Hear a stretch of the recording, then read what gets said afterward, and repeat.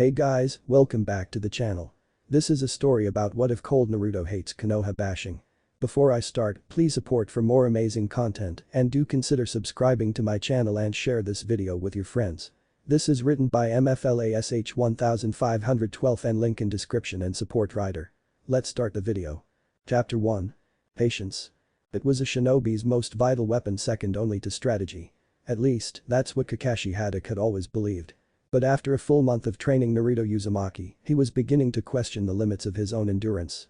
Kakashi sat slouched in the shadowy corner of the Rusty Kunai, a weathered tavern tucked between training grounds and barracks, popular among Chunin and Jonin looking to unwind. Lanterns cast a warm flickering glow across the cracked wooden beams and aged walls. The air was thick with the scent of grilled meat, old smoke, and sake enough to dull the senses, though not nearly enough to soothe his nerves. Muted conversations drifted through the room, punctuated by the occasional clink of glass or bark of laughter. Kakashi barely registered any of it. One gloved hand cradled a cup of sake, half-finished and wholly ineffective, while his other rested on the table beside it. His visible eye was narrowed, staring absently at the slow rotation of the ceiling fan overhead. How could someone be so consistently terrible at the basics? Throwing kunai wasn't advanced. It wasn't even intermediate. It was the first thing students learned in the academy. And yet Naruto had a way of missing his target so profoundly, it almost seemed deliberate. As if the boy was aiming for the trees just to make a point. Even Sakura, who had spent more time pining than practicing, could hit a target with decent consistency. Kakashi's eye narrowed slightly at the thought. He wasn't annoyed by the mistakes themselves. Mistakes were natural, even expected. What grated at him was Naruto's complete disregard for form, for discipline, for the very foundation shinobi training was built upon. The boy fought like a wild animal, spirited, sure, but completely without technique. He could take a hit. That much was true. But Kakashi had known many shinobi who could take a hit. Most of them were dead. Pain tolerance wasn't a substitute for skill. It was a crutch. A dangerous one. And then there was the constant need to show off. Kakashi let out a quiet breath through his nose, placing the cup down with a soft clink. He could still see the ridiculous stunt Naruto had pulled earlier that day, flipping off a tree branch and nearly landing on his head, all in an attempt to impress Sakura. Sakura, who had rejected him more times than Kakashi cared to count. Why bother, he muttered under his breath. At least Obito had known when to quit eventually. Rin had never needed to punch him to knock sense into him, though she'd been tempted more than once. But Naruto. Rejection only seemed to make him more determined. Like a fire that only burned hotter the more you tried to stamp it out. His thoughts drifted reluctantly to the one student who didn't make his head ache. Sasuke. Out of the three, Sasuke was the only one who approached training with any real focus. Cold, methodical, determined. There was a darkness to him, yes, but it was a familiar one. It reminded Kakashi of himself years ago, before the war had worn down the sharp edges of his youth. Training Sasuke was, in a strange way, like slipping into an old rhythm. It was easy. Natural. Then there was Sakura. He didn't dislike her, not really. But her attention was often split, too much of it wasted on sighs and sideways glances at Sasuke, not enough on her jutsu. In some ways, she reminded him of Rin. Thoughtful. Soft-spoken. Always watching. But where Rin had learned to balance her heart with her ambition, Sakura hadn't found that line yet. She had potential. She just hadn't figured out what to do with it. But Naruto. Kakashi exhaled slowly, running a hand through his silver hair, as if he could smooth away the headache brewing beneath his scalp. The weariness weighed heavier now, more bone deep. Naruto was nothing like his father. The thought came unbidden, and it struck harder than he expected. A dull ache settled in his chest, something between regret and reluctant disappointment. He shifted in his seat, the old wooden chair creaking under his weight. The low murmur of the tavern faded to a background hum, swallowed by memory. The fourth Hokage had been a natural. Sharp, graceful, commanding. A man who lit up every battlefield he touched, whose presence turned fear into hope. Kakashi had looked up to him not just as a mentor, but as a hero. And Naruto. Naruto couldn't even complete a leaf balancing exercise without falling on his face. It was almost funny, if it didn't sting so much. His thoughts were dragged back to that afternoon, a fresh memory still simmering in his mind. Another D-rank mission. Another test of his patience. The cat again Tora, that insufferable little beast, and another round of bickering between Naruto and Sasuke that turned a simple retrieval into a full-blown spectacle. He could still hear Naruto's voice, loud, indignant, utterly convinced of his brilliance as he argued with Sasuke over the best way to catch the animal. As if either of them had any real idea what they were doing. The worst part? They were starting to get under each other's skin. And that was dangerous. Kakashi closed his eye and pinched the bridge of his nose.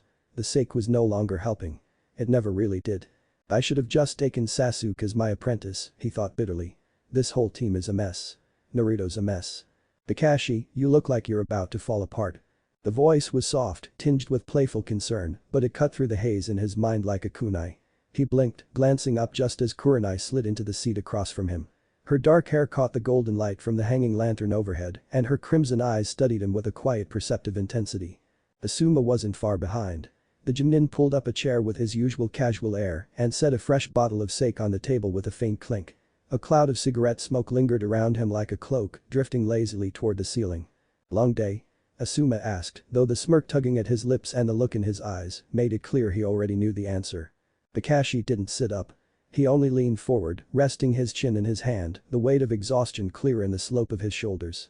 Long month, he said flatly, the words edged with dry sarcasm. The dim tavern light cast shadows across his face, but even behind the mask, it was obvious he was unraveling. His usual air of calm detachment was starting to fray at the edges. Beneath the stoic exterior, frustration simmered quiet, sharp, and constant. The dull thrum of chatter filled the rusty kunai, the voices of other shinobi blurring together in the background. Laughter erupted from a nearby table, young Chunin celebrating a completed mission. Somewhere behind the bar, a kettle whistled. The room was alive, warm, and steeped in the familiar smell of roasted meat and burning tobacco. It should have been comforting. Instead, it made Kakashi feel more isolated. What did I do to deserve this team? The thought was bitter, surfacing before he could suppress it. He wasn't the type to indulge in self-pity, and he rarely entertained regret, but tonight, it lingered. Persistent. Nagging. Things would have been simpler if Naruto wasn't his responsibility. If he'd been given a different team, or better yet, if he'd only taken Sasuke as his sole student. No shouting, no stunts, no irrational declarations of becoming Hokage shouted from rooftops. He looked down at his cup, the amber liquid inside catching the light. With a soft sigh, he reached for it again. Maybe another drink will help, he thought, though even that idea felt thin. No amount of sake could dull the kind of exhaustion that came with leading Team 7. Not the physical kind, but the mental toll of herding chaos, ambition, and teenage hormones wrapped in ninja headbands. And worst of all, they were just getting started. The rusty kunai pulsed with the easy rhythm of late-night chatter and shared exhaustion. Lanterns swung gently from the beams above, casting warm flickering light across rough wooden tables and shadowed corners.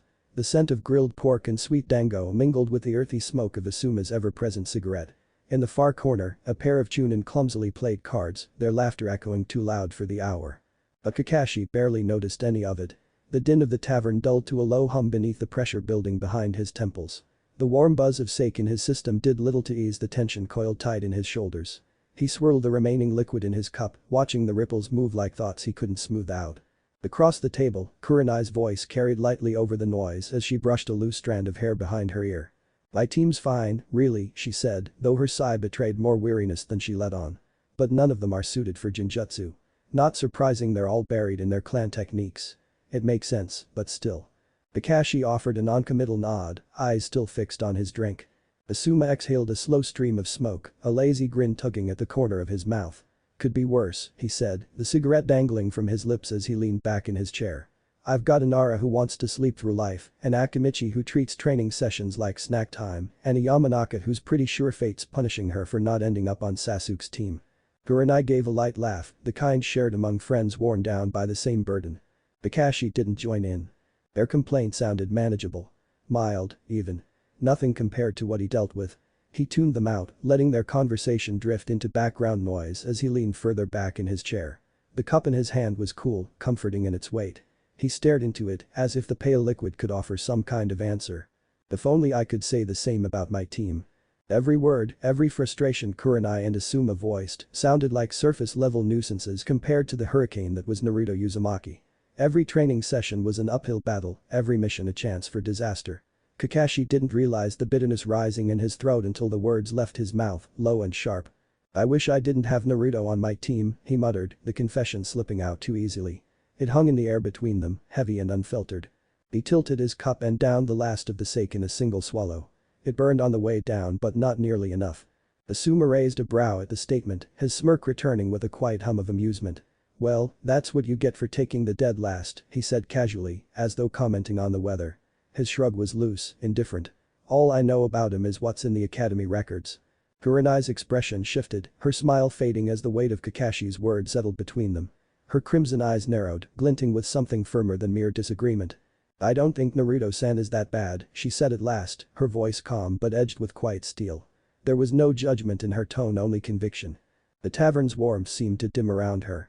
The noise of the room carried on muffled laughter, the rattle of dice from a nearby table, but the conversation at their little corner table had taken a heavier turn.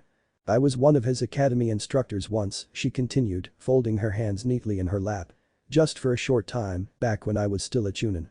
He was loud, yes. Craved attention. But can you really blame him?" Her gaze lingered on the sake bottle, unfocused, as if staring through it. People either ignored him or treated him like a stain on their lives.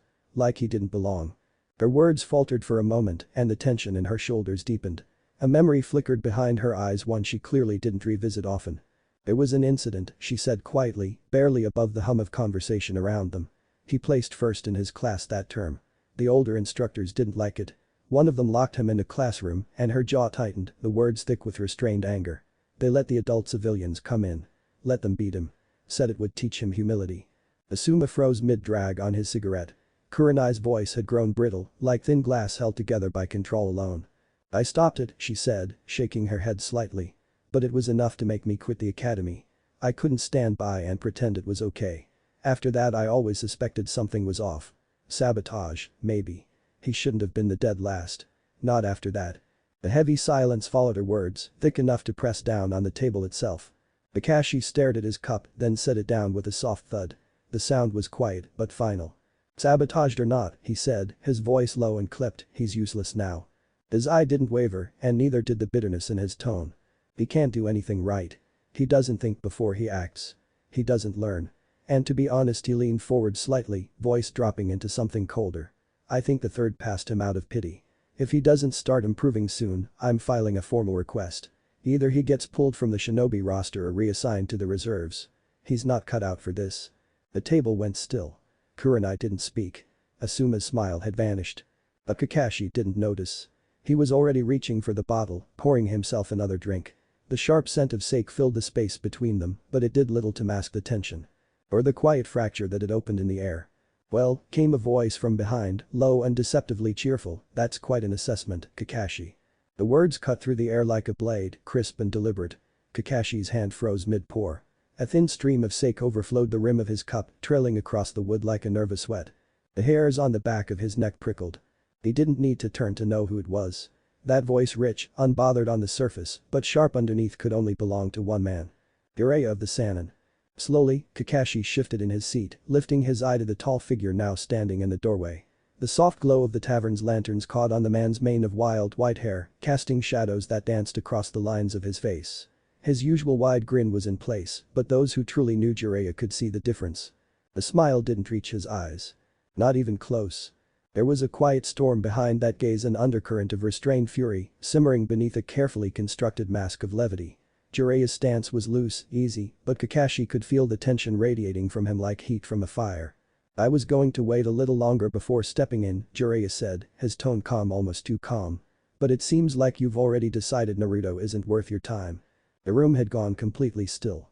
Even the background noise, the idle chatter, the clinking of glasses seemed to fade under the weight of the moment. "So I'll be taking my godson now." The word struck like a slap. "Wait, Jiraiya-sama," Kakashi started, rising halfway out of his seat, the sudden crack in his composure evident in his voice.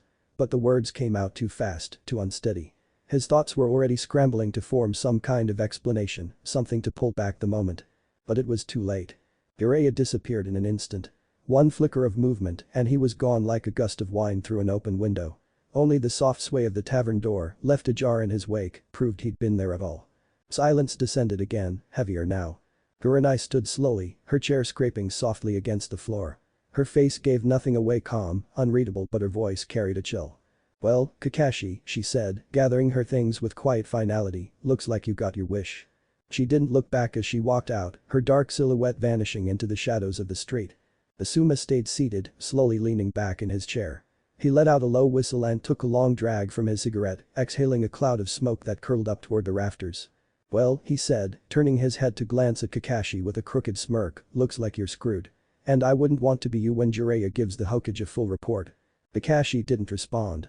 He stared down at the now empty cup in his hand, the weight of it unfamiliar, heavy. The sharp scent of sake lingered in the air, but it no longer warmed him. "What have I done?" The next day. Morning broke over Konoha with a hush rather than a flourish. Soft light filtered through the clouds, casting the village in a muted gray. The streets were quiet, damp from an early drizzle that still clung to rooftops and leaves in gentle droplets. Naruto woke earlier than usual. Something felt off. It wasn't the light or the weather, he was used to sleeping through storms and sunlight alike. No, this was something else. A feeling in his gut, uneasy and heavy. He stretched slowly, his limbs still sluggish with sleep, and made his way to the small kitchenette of his apartment, scratching at his unruly hair. The scent of rice just beginning to cook filled the air when a soft, unexpected knock echoed at the door. Naruto blinked. He wasn't used to polite knocks. Most people didn't even bother. They banged or shouted or just ignored him entirely. Cautious, he moved to the door and cracked it open. His eyes widened. An Anbu. The tall woman stood before him, long violet hair spilling over her shoulders in sleek waves. Her mask white with cat-like features obscured her face, but not the aura of calm she carried. Most Anbu, when forced to interact with him, treated him like something unpleasant to step around. This one didn't. Her posture was relaxed, her gaze steady. "Naruto-san," she said softly, her voice level but not cold. "The Hokage is waiting for you at the mansion." His heart skipped a beat. The old man? He asked before he could stop himself. What does he want this early? Did I mess something up again? The thought hit fast and hard. Had he broken a rule? Failed too badly on yesterday's mission? Was this about Kakashi? He shook the feeling off with a rough exhale, grabbing his jacket from the hook by the door. The Anbu didn't push or prod. She simply turned and began walking, and Naruto followed, glancing around as they made their way through the waking streets of the village. What surprised him more than her presence was where she led him. Straight inside the Hokage mansion. No waiting outside. No suspicious stares from the guards. No awkward silence while someone checked if the Hokage was available. Just a smooth, uninterrupted walk through the front doors and down the quiet halls. It was such a small thing. But to Naruto, it felt different. Like respect. Or at least, like he wasn't being treated like an afterthought. He smiled up at her, the smallest flicker of warmth rising in his chest. "Thanks, Cat-chan." The Anbu tilted her head at the nickname, her mask giving nothing away, but she offered a slight nod in return. "He's waiting for you inside." Naruto hesitated for only a second before pushing the door open. The Hokage's office was as he remembered, bathed in soft morning light spilling through the wide windows, casting long beams across shelves lined with old tomes, scrolls, and relics of past ages. The faint scent of ink and burning tobacco lingered in the air, a quiet constant that came with the presence of the third. Hiruzen Sarutobi sat behind his desk, as always, buried in mountains of paperwork. His robes were crisp, his expression measured, but his tired eyes lifted with quiet warmth the moment Naruto entered. What Naruto wasn't expecting was the man standing beside him. Tall. Broad-shouldered. Unmistakable. The stranger's spiky white hair was pulled back into a loose ponytail, and his red haori hung open over a mesh shirt and heavy slacks. A massive scroll was strapped to his back, nearly the size of Naruto himself. His whole presence felt larger than life, like he'd just walked off the set of some old samurai flick. Naruto blinked, then squinted suspiciously. "Sup, old man," he said, crossing his arms and nodding at the Hokage. "Would you call me here? And who's the weird guy with the white hair?"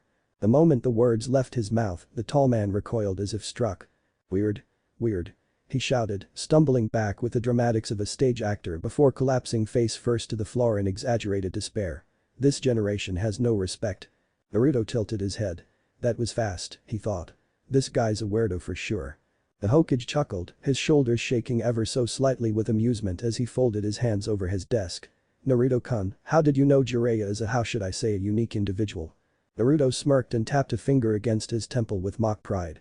"I saw him years ago," he announced. "I was sneaking around the hot springs, you know, trying to get inspiration for a new jutsu, and there he was. Talking to himself about how Konoha has the most gifted women." He even raised his hands to make air quotes, his unimpressed tone making it clear that whatever admiration Jiraiya might have hoped for, he wasn't getting it here. Jiraiya lifted his head with an anguished look of betrayal. "Not even the kids respect me anymore," he wailed, clutching his chest like he'd been mortally wounded. The third Hokage sighed, muttering something under his breath about the moral decline of legendary shinobi. His fingers ghosted over one of the nearby scrolls, a weary expression flickering across his face. "I still can't believe this brat invented that absurd sexy jutsu, and even worse," he thought grimly, "I fell for it once. That's definitely going into the scroll of sealing." "Wait, sexy jutsu?" Jiraiya's head snapped up like a hound catching the scent of prey. The glint in his eyes sharpened with sudden, unfiltered interest. "What's this about a sexy jutsu?" he asked, voice brimming with anticipation as a single drop of blood trickled from one nostril. His imagination clearly wasted no time painting vivid pictures in his mind, each one more ridiculous than the last. Naruto blinked, already regretting bringing it up. The third Hokage coughed pointedly, his tone laced with warning. Enough. His steely gaze cut across the room toward Jiraiya, who was still caught somewhere between perversion and fascination. Even from outside the office, the subtle presence of the Anbu seemed to sharpen as if they too were glaring through the door. Here is inside, pinching the bridge of his nose. "Jiraiya, didn't you have something important to tell Naruto?" he asked, his voice now heavy with impatience. "Let's stay on topic." Jiraiya flinched at the reprimand but quickly straightened his posture. He wiped his nose on the back of his wrist and adopted a more composed expression. The shift was subtle but real playfulness giving way to gravity, though the remnants of his usual grin lingered. "Right," he said, his voice lower now. "Naruto, there's something you need to know." His gaze locked with the boy's, unblinking, direct. "I'm Jiraiya," he began, "one of the three legendary Sannin, and I'm also your godfather." Silence settled over the room like a heavy fog. Naruto stared at him, blinking slowly, his brow beginning to furrow. "You're my what?" "I'm your godfather," Jiraiya repeated, firmer this time. The words hung in the air, heavier than the boy had expected. They didn't settle. They hit. And then Naruto moved. Without warning, he lunged forward, hurling himself across the office with enough force to shake the furniture. His small frame crashed into Jiraiya's chest with a thud, fists clenching tightly in the red fabric of the man's haori. "Where the hell have you been?" His voice cracked, part rage, part grief, but there was no mistaking the ache that bled through the sound. Jiraiya didn't stumble.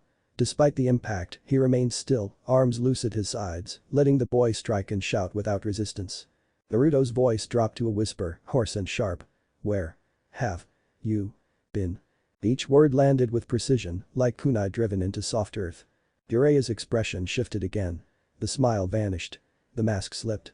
His eyes, one so full of mirth and mischief, now looked older. Tired. Regretful. "Because I was busy, Naruto," he said softly. "Busy keeping the village safe. After the Nine Tails attacked, Konoha was exposed. Weak. If I hadn't been out there spreading misinformation, making sure the world didn't know just how vulnerable we were, this village wouldn't have lasted." He let the silence stretch. "I did it for everyone's sake." Naruto's grip loosened, but he didn't move away. He stayed close, his hands still clenched in Jiraiya's robes, as if afraid the man would vanish again if he let go. His eyes never left Jiraiya's face. He was still waiting. Jiraiya hesitated. The word sat heavy on his tongue, reluctant to surface. "But that's not the only reason," he murmured, his voice trailing into the stillness of the Hokage's office. He looked at Naruto, really looked this time. The boy stood there, radiating raw energy and guarded hurt, his fists clenched at his sides, brows drawn low. That spiky blonde hair was unmistakable. So were the eyes, sharp vivid blue, piercing in a way that stole breath. Minato's eyes. But the fire behind them. That spark, that barely contained storm of emotion that was Kushina. Through and through. Her fire, her tenacity, her unwillingness to back down even when the world seemed stacked against her. It hurt. Seeing them both so clearly in Naruto's face, in the way he stood, demanded answers. It made Jiraiya ache in places he'd buried for years. "What other reason?" Naruto asked, his tone sharper now. He'd stepped back just slightly, but his gaze didn't waver. There was no fear in it, just expectation. And hurt. Jiraiya exhaled slowly, running a hand through his hair. "Because I'm not the parenting type, Naruto." The words were honest, unvarnished. "If I'd taken you with me after the Nine Tails, your life would have been even harder. I'm always on the road. In and out of danger. Always one misstep from being hunted. That's not a life for a kid." His voice dropped slightly, rough at the edges. "You deserved better than that." Naruto's expression twisted, disbelief flashing first, then anger, then something far more fragile. His voice cracked when he spoke again, low and bitter. "So you left me in a village where people hate me instead?" The question landed like a kunai. Jiraiya flinched but didn't look away. He met Naruto's gaze head on, unwilling to dodge the weight of that truth. "I won't make excuses," he said quietly. "I made the best decision I could at the time, but I know it wasn't enough." Then, slowly, he crouched, bringing himself to Naruto's level, not as a legendary shinobi, not as a Sannin, but as something simpler. Something real. "I'm here now, Naruto. I know I can't undo the past. But I want to make things right. I want to train you not just as a shinobi." His voice softened, sincere. "As your godfather." Naruto's eyes shimmered, not with tears, but with something harder to name. Conflict churned beneath the surface as he stared at the man in front of him. For a moment, Jiraiya braced himself, ready for a punch, or a shout, or even for Naruto to turn and walk away. But instead, the boy muttered under his breath, his jaw set. "Fine. But if you're training me, you'd better not hold back." I don't want any of that soft godfather stuff. Jiraiya blinked then barked out a laugh, loud and unfiltered, echoing through the room like a burst of sunlight through clouds. Deal, rat. Deal. The third Hokage watched the exchange with a faint, wistful smile tugging at the corners of his mouth. The boy's defiant resolve, Jiraiya's softening-hearted, stirred something in him that had long been dulled by years of bureaucracy and regret. For the first time and longer than he cared to admit, Hiruzen Sarutobi felt something rare. Hope. Maybe, he thought, Naruto finally has the support he's always needed. That fragile sense of peace was short-lived.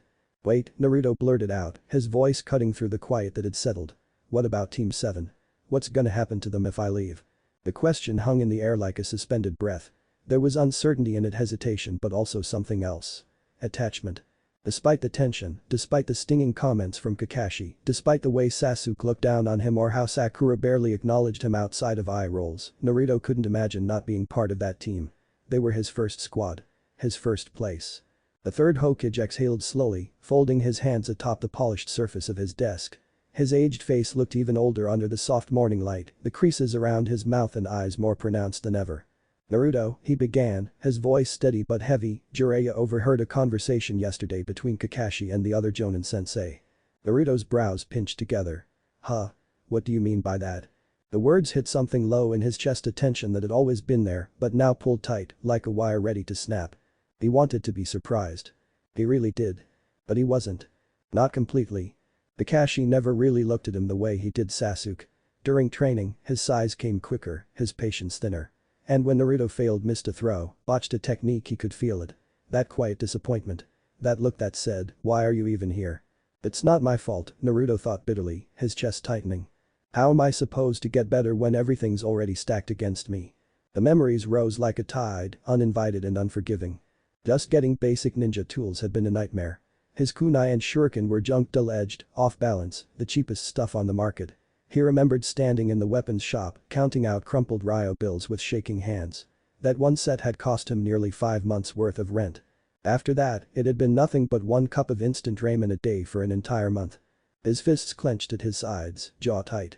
No one knows what I had to trade just to show up with the same gear as everyone else. And Taijutsu? That was an even crueler joke.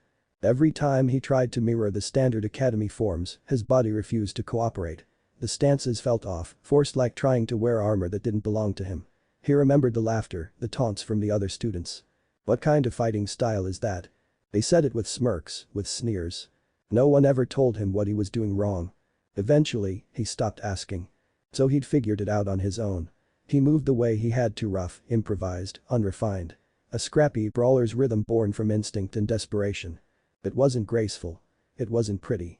But it worked. Naruto, Jiraiya's voice cut through the storm of thought swirling in the boy's head. His tone was firm, blunt, with no room left for sugarcoating. Kakashi said he doesn't think you're worth being on his team or even good enough to be a shinobi.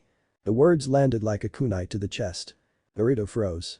His breath caught in his throat as if someone had knocked the air from his lungs. His wide, disbelieving eyes locked onto Jiraiya's, searching for anything that said it was a mistake. A cruel joke. A lie. But Jiraiya didn't flinch. Didn't soften. He stood solid, unwavering, because Naruto deserved the truth even if it hurt. What? Naruto whispered, the sound brittle, stripped of its usual boisterous energy.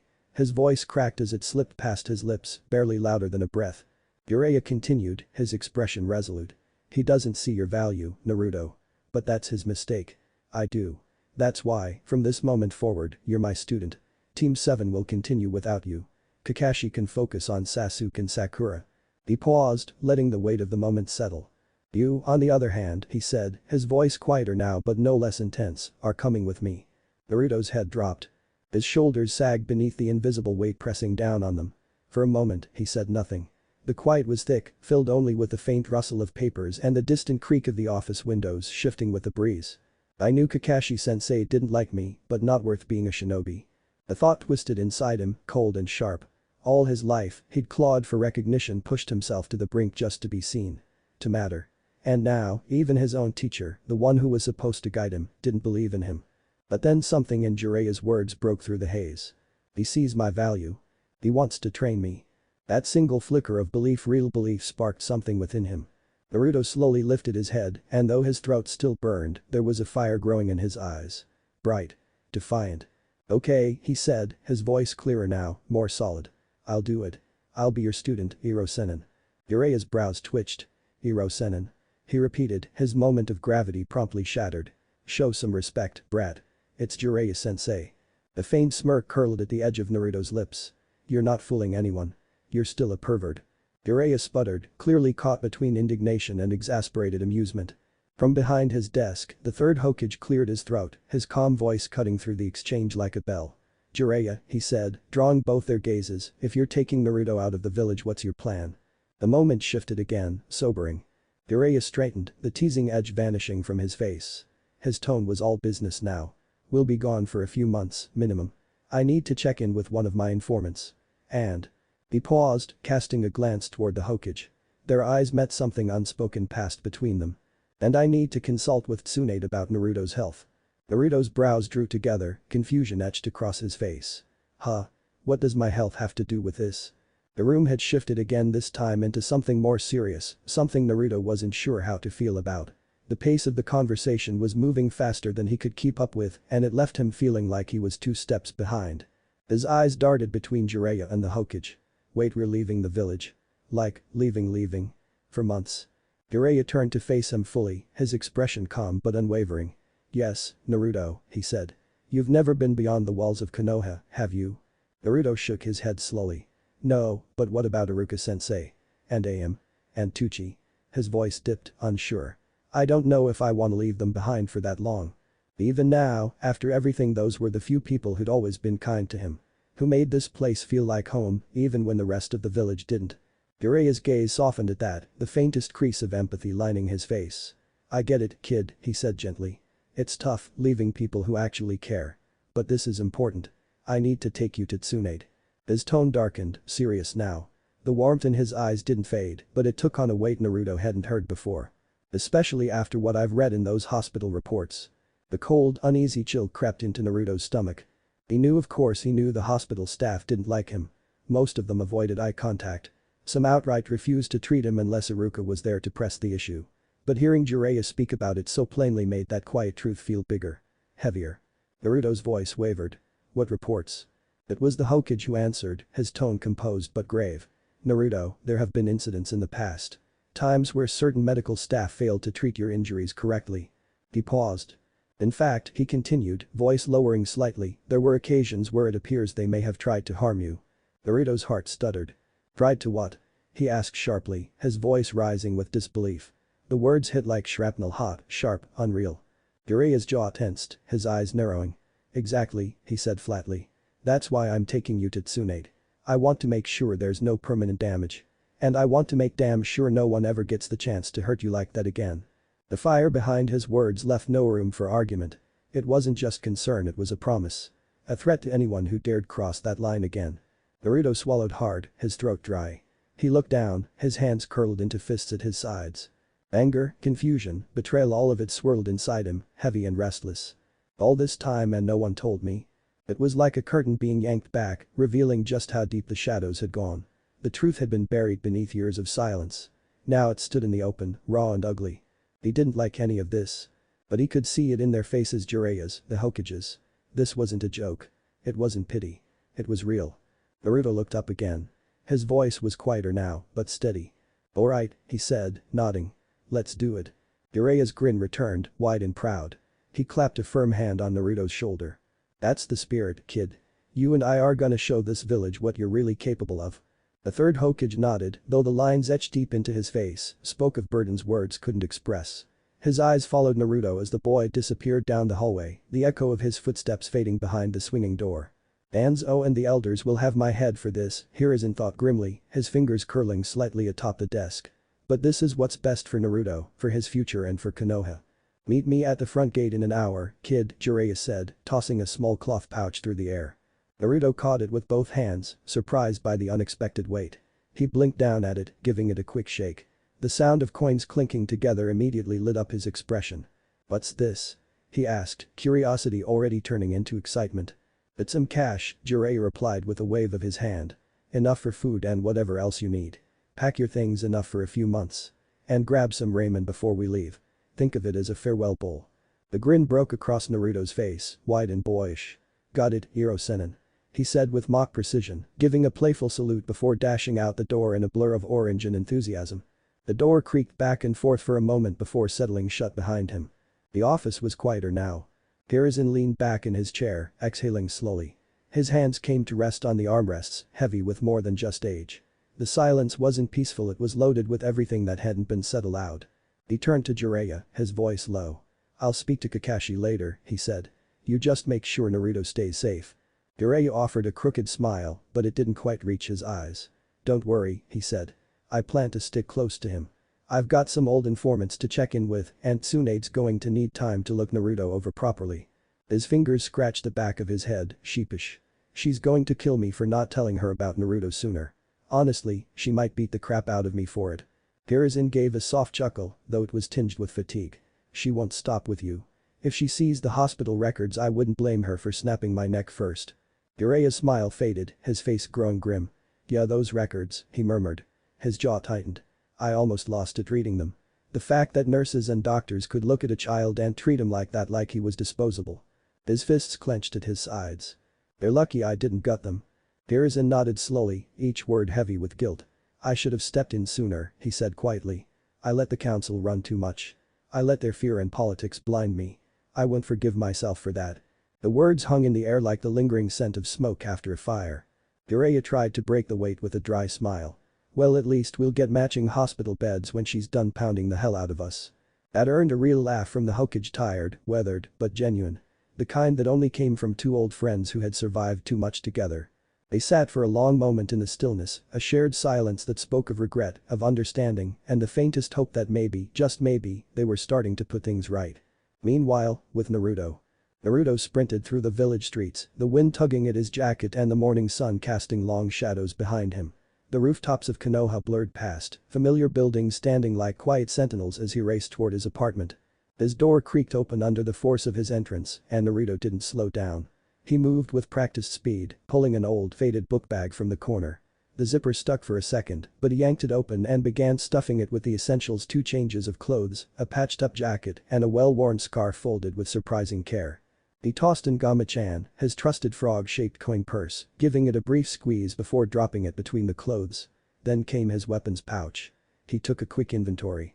A few kunai, dulled at the edges from repeated sharpening, and several shuriken, some chipped, all old. Not much. But it was what he had. Naruto paused for a moment, standing in the middle of his room.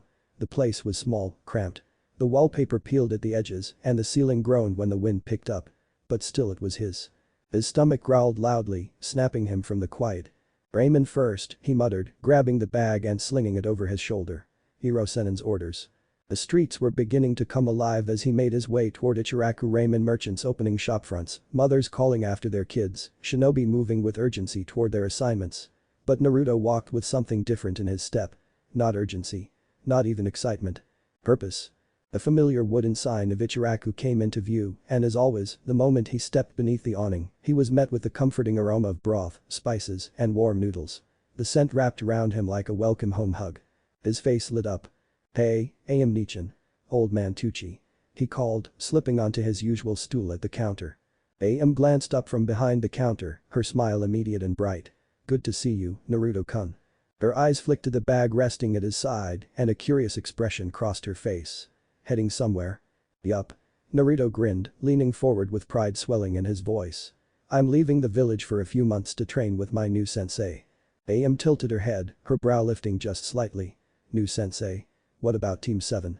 Naruto's grin widened, pride swelling in his chest. The words were already forming on his tongue, ready to spill out in a triumphant announcement until a voice cut through the air like a blade, cool and familiar, laced with that ever-present condescension. "What's this nonsense about a new sensei, dope?" The air seemed to shift. Naruto groaned aloud, the warmth in his chest immediately evaporating. Of course he had to show up now. He didn't need to turn around to know who it was. The tone, the timing, it was signature Uchiha. "What do you want, Sasuke team?" he muttered, his back still to the door. Sasuke strolled into the shop with the same effortless arrogance he always carried, his hands buried in his pockets, shoulders loose, eyes already narrowed with suspicion. "I came to drag you to the team meeting you forgot about," he said casually, though his smirk hinted he knew Naruto hadn't forgotten anything. "But now you're here, running your mouth with some ridiculous story. Kakashi-sensei didn't say anything about you getting a new sensei." let alone leaving the village. Naruto spun on the stool, the legs of his chair scraping the floor. His expression darkened, glare sharp beneath furrowed brows. "That's because I'm not on Team 7 anymore, idiot," he snapped. "I have a new sensei. And he's taking me out of the village to train." Sasuke's easy smirk faltered, not much, but enough. It flickered for the briefest moment before returning, tighter this time. Less amused. "What?" he said, flatly. "You're lying. No one would waste their time teaching the dead last." Naruto's fists clenched on his knees, knuckles whitening. There it is again. That old familiar sting in Sasuke's voice. The way he always said dead last like it was Naruto's name. Like it defined him. "Well, it just so happens," Naruto growled, rising to his feet now, his voice loud and clear, "that my new sensei isn't just anyone. He's Jiraiya. One of the legendary Sannin." Am gasped, her eyes wide with surprise. From the back, Tucci glanced over with a knowing smile, saying nothing but his eyes crinkled in quiet approval. Meanwhile, Sasuke stood motionless, the name hanging between them like a drawn blade. His smirk shifted, less of a grin now, more of a twitch at the corner of his lips. Something colder. Sharper. "There's no way," Sasuke snapped, the calm in his voice fracturing as something sharper flared behind his eyes. His smirk had vanished completely now, replaced with a dark scowl and a flash of unmistakable jealousy. "Why would one of the Sannin choose you? What could you possibly offer him?" His voice dripped with disbelief, but beneath that, just beneath, was a question he couldn't voice. "Why not me?" Naruto didn't turn around. He didn't need to. Instead, he waved a hand over his shoulder with casual defiance and leaned back against the counter, completely at ease. "Think whatever you want, team," he said with a grin. "Next time you see me, I'll be stronger than you. Just you wait." The words weren't loud, but they carried. Sasuke's fists clenched at his sides, tight enough that his knuckles cracked. Stronger than me? The thought struck deep, irritating and impossible to ignore. He'd trained harder than anyone, studied relentlessly, mastered techniques with precision. And yet Naruto, the fool, the dropout, the dead last, was getting personal training from a Sannin. It made no sense. Why is this idiot getting the kind of training I need? Sasuke's glare burned into Naruto's back, his mind already churning with plans how to confront Kakashi, how to demand an explanation, a fix, anything. But before he could speak again, the soft thunk of a knife hitting wood snapped through the tension. Gucci had stepped out from the kitchen, a large chef's knife in one hand and a half-peeled carrot in the other. His face was calm, but his eyes held a warning. "No fighting in my shop, boys," he said evenly. The silence that followed was brief but biting. Sasuke's jaw tightened. He met the older man's gaze for a moment, then scoffed under his breath. "Whatever," he muttered, turning on his heel. "There's no way you'll ever surpass me, loser." He stalked out of the shop, the door swinging shut behind him with a sharp clang, already replaying the conversation in his head, already preparing for his next move. Naruto didn't even look up. He just smiled as AM placed a steaming bowl of ramen in front of him. "Thanks, AM Nichin," he said brightly, the irritation from a moment ago dissolving the instant the scent of miso and noodles hit him. "You're welcome, Naruto-kun," she replied, though her voice was a touch softer than before. Her smile lingered, warm but touched with worry as she watched him dive into his food. "I hope this new teacher can help him," she thought. "He's already been through so much." Training Ground 7. The late morning sun filtered through the canopy above, its golden light streaming in broken patterns across the clearing. The air was warm, the soft rustle of leaves carried on a gentle breeze that stirred the grass and fluttered the edges of the red training posts. Birds chirped somewhere in the distance, their melodies faint beneath the mounting tension in the air. Sakura Haruno stood near the edge of the clearing, arms folded tightly over her chest, one foot tapping out a rhythm of pure frustration against the dusty ground. Her gaze swept over the training field, though it wasn't focused on anything or anyone. Her glare was simply there, aimed at the world. "Where the hell is Naruto Baka?" she snapped, her voice slicing through the stillness like a thrown kunai. Her shrill complaint echoed for a moment before being swallowed by the forest around them. A few startled birds took flight from the trees. The irritation on her face was palpable, her brows knitted, lips pursed in a tight frown. She shifted slightly, making sure she remained in the shade of a nearby tree. The sunlight glinted off her pink hair, casting a soft glow around her. But any trace of serenity was undone by the scowl on her face. Sweat clung to the back of her neck and she brushed at it with a grimace. "I am not going to look like some sweaty pig in front of Sasuke-kun." Her indignation burned hotter than the sun overhead. High above, perched like a shadow in the crook of a tall tree, Kakashi Haddock sat with one knee bent, the other leg dangling lazily over the branch.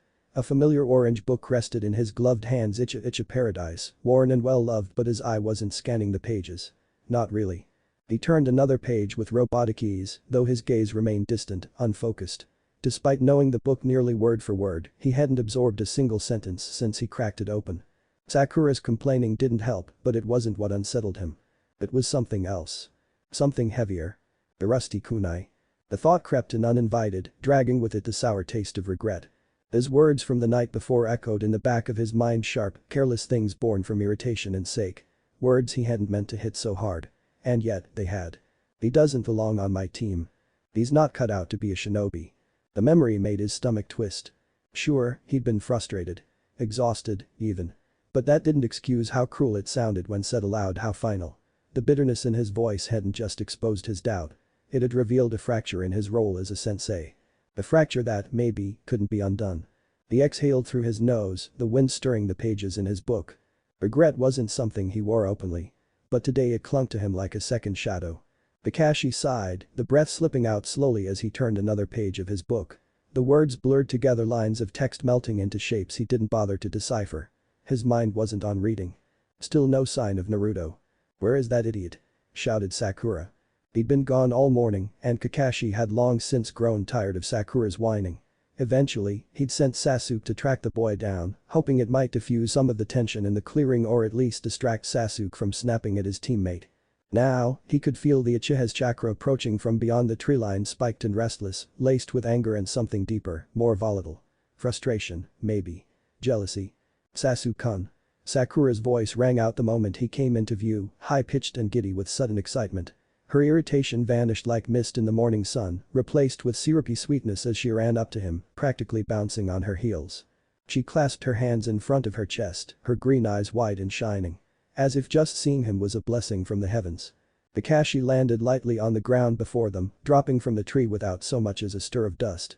His usual calm expression remained intact, though his eyes sharpened as he took in Sasuke's posture, the tension coiled in his shoulders, the fire behind his narrowed gaze. "Where's Naruto?" Kakashi asked, his tone deceptively casual. Sasuke didn't answer right away. He stopped a few paces from them, his fists clenched at his sides, jaw taut. Then his voice, low and laced with fury. "Why the hell is he apprenticed to Jiraiya of the Sannin?" The words exploded from him like a detonated tag, echoing through the quiet forest. "What?" Sakura shrieked, her jaw falling open. She turned to Kakashi, eyes wide with disbelief. "You mean that Jiraiya?" Kakashi said nothing, but inwardly, the news hit with a weight he hadn't expected. Jiraiya took Naruto. That wasn't part of the plan. The Hokage had mentioned a reassignment. He'd assumed it would be a temporary transfer, maybe another Jonin stepping in, nothing more. But handing Naruto off to one of the most legendary shinobi in Konoha's history. Hiruzen didn't waste any time, Kakashi thought grimly. "Kakashi." Sasuke barked, stepping forward. His voice rose, cracking slightly under the weight of his emotion. "This is wrong. I'm the one who needs to train under Jiraiya. I'm the one who has to get stronger, not that loser." His breath came faster now, fists trembling at his sides, knuckles white. "That's right." Sakura chimed in quickly, her voice shrill and breathless. She stepped closer to Sasuke, nodding with fervor. "Sasuke-kun deserves to be the student of Jiraiya-sama." Her eyes sparkled not with curiosity, but something far more manic, more hopeful. This is it, she thought, her mind already spiraling. With Naruto gone, Team 7 can finally be what it was meant to be. Just Sasuke-kun and me. I'll be the only one by his side. It's destiny. Kakashi's visible eye narrowed as it shifted towards Sasuke, studying him with quiet intensity. "Who told you this?" Sasuke didn't hesitate. "The loser himself," he snapped, his voice clipped and sharp. "He was at that ramen shop he always hangs out in, bragging about it like he's some kind of big shot. Said he's leaving the village to train. Outside the village." His lip curled slightly, as if the words tasted bitter coming out. Kakashi didn't miss the edge in his voice the way it cracked beneath the surface. It wasn't just anger. Not entirely. There was something deeper. A flicker of panic. Jealousy. Fear. Sasuke, the pride of the Uchiha clan, the boy burdened with impossible expectations, was unraveling at the thought of Naruto, a boy he'd written off as weak, being chosen for something greater. Someone else might surpass him. And that terrified him. "I'll be right back," Kakashi said, his tone low but firm, leaving no room for questions. He didn't explain further. He didn't need to. Whatever was going on, he needed to hear it from Naruto himself. "Sasuke, Sakura," he added, glancing between them. 15 laps around the training ground. Then spar until I return." Before either of them could protest or respond, he vanished with a flicker of movement, silent, fast, and final. Sasuke stood frozen for a moment, fists clenched so tightly his nails dug into his palms. His jaw tightened. "Why Naruto?" His mind refused to accept it, cycling through the same thought again and again like a mantra. Why him? The idea of Naruto being trained by a Sannin Jiraiya no less felt like an insult. Like a mockery of everything Sasuke had worked for. Everything he had sacrificed. If anyone deserves that kind of power, it's me. I'm the one who has to kill my brother. I'm the one who has to be the strongest. Nearby, Sakura was paying little attention to Sasuke's seething fury. Her mind had already floated somewhere else entirely, swept up in a rose-tinted daydream. With Naruto gone, she thought, a dreamy smile beginning to tug at her lips, I can finally focus all my energy on Sasuke-kun. Just the two of us. She imagined them training side by side, locked in some poetic moonlit sparring match. Their eyes would meet. He would finally see her. Really see her. He'll realize I've always been there for him. He'll confess his love. He'll propose. And we'll have the most beautiful wedding in all of Konoha. Her cheeks flushed pink as her fantasies grew more elaborate. 10 children, she mused with giddy delight. 5 boys, 5 girls. All with perfect Uchiha blood, half pink hair, half black hair. Everyone will say they're the most beautiful children in the village. And Sasuke will call me the best mom ever. Sakura, Sasuke's voice cut through her thoughts like a blade. She blinked rapidly, startled. Huh? Oh. Yes, Sasuke-kun. She said, snapping to attention like a soldier awaiting orders. I'll do whatever you say. Sasuke didn't respond. His gaze was locked on the horizon, eyes narrowed, expression stormy. Kakashi better fix this, he thought, his frustration curdling into something darker. I don't care what it takes, Jiraiya is mine. Naruto slurped down the last of his 15th bowl of ramen, the warm broth sliding down his throat like liquid comfort. He leaned back on his stool with a satisfied sigh, patting his full stomach and grinning up at the ceiling like he'd just accomplished a great feat. Ah, that hit the spot, he said cheerfully, though the brightness in his voice dimmed slightly as he reached for his pouch. He slid the coins Jiraiya had given him across the counter, watching them clink together before AM scooped them up with a smile. Take care of yourself out there, Naruto-kun, she said gently, placing a small, neatly wrapped package in front of him. And don't forget to eat something besides instant ramen. Real food, okay? From behind the counter, Tucci chuckled as he wiped down a cutting board. She's right, kid. You're growing. Can't live on cup noodles forever no matter how good they are. Even the best ramen in the world needs variety. Naruto scratched the back of his head, his sheepish grin returning in full force. Yeah, I got it. Thanks, old man. Thanks, AM Nichin. He tucked the package carefully into his bag, adjusting the straps with practiced ease. One last wave, and he was off ducking beneath the red curtain of Ichiraku and stepping into the late morning sunlight. The streets of Konoha buzzed with activity, but to Naruto, it all felt slightly muted like he was watching the village through a pane of glass. The warmth from the ramen lingered in his stomach, but the glow of it began to fade as he made his way toward the village gates. That was when the looks began. It started subtly, quick glances, furtive whispers. Then came the not-so-subtle ones. Civilians turned to stare, their expressions cold and openly hostile. Some whispered behind raised hands. Others didn't bother hiding their disgust. A woman clutched her child closer as he passed. A vendor narrowed his eyes and spat on the ground. Same old, Naruto thought, bitterness coiling in his chest like smoke. He kept walking, shoulders squared, chin up, but his grip on the strap of his bag tightened until his knuckles whitened. It didn't hurt like it used to. Not the same way. But the sting never really went away, it just buried itself deeper, like an old scar that throbbed in the cold. Then, one man a little bolder than the rest sneered at him from across the path, muttering something under his breath. Naruto didn't hear it, but he didn't have to. Without stopping, he flicked his forehead protector with a single casual motion, the metal glinting in the light. I'm a shinobi now, he muttered, just loud enough. Try something. I dare you. The man paled, flinching slightly before turning away, his voice a low grumble as he retreated into the crowd. As the towering gates of Konoha came into view, standing firm and familiar beneath the mid-morning sun, Naruto's pace quickened. The path beneath his sandals was dappled with shifting shadows from the tall trees overhead, and a scent of dust and pine filled the air. Near the entrance, Jiraiya stood casually, leaning against the guard booth as he chatted with the 2 shinobi posted there. His booming laugh carried on the breeze, easily recognizable even from a distance. Naruto broke into a light jog, waving as he approached. Sorry, Iro-sennin. Old man Tucci and AM Nichin wouldn't let me leave without packing extra food. He grinned, scratching the back of his head with a sheepish chuckle. Like I'd only survive on ramen cups. Jiraiya turned to meet him, a chuckle rumbling in his chest. Good to see you're prepared, brat. Let's. He stopped mid-sentence. In an instant, the amusement vanished from his face. His shoulders squared, eyes sharpening. A faint shift in the air, a familiar chakra had drawn his focus like a blade at his back. In a blur of swirling leaves, Kakashi Haddock materialized before them, hands tucked casually into his pockets. His arrival was quiet, controlled, but the tension that followed him said more than words. His single eye, sharp beneath his forehead protector, settled on Jiraiya. "Jiraiya-sama," he said evenly, though his voice carried a quiet weight. "Why didn't you speak to me before pulling Naruto from my squad?" Jiraiya didn't flinch. He regarded Kakashi with calm, but the curve of his jaw had tightened. His gaze narrowed not with surprise, but with challenge. "Maybe," he said coolly, "because I heard everything I needed to at the rusty kunai." Kakashi's brow creased. Jiraiya's tone sharpened like steel drawn across stone. "Or did you forget what you said? I wish I never got Naruto on my squad. Or better, yet the Hokage only passed him because he felt bad for him. He's not meant to be a shinobi." He paused. "Ring a bell." The words hit the ground like thunder. Naruto's feet came to a halt behind Jiraiya. The warmth in his chest from earlier, the laughter, the food, the excitement drained away in an instant. He stood frozen, lips parted slightly as if the air had thickened. Slowly, his head turned toward Kakashi, blue eyes wide and disbelieving. The ache in his chest started as a hollow pinch. Then it twisted, sinking deeper. "So that's how it is," he muttered, voice low and trembling. "You hated me all along." Kakashi blinked, visibly taken aback. "Naruto, that's not. No. Don't even try." Naruto's voice cracked, his anger igniting beneath the sorrow. "It makes sense now. No wonder you always made me do the worst parts of the D-rank missions.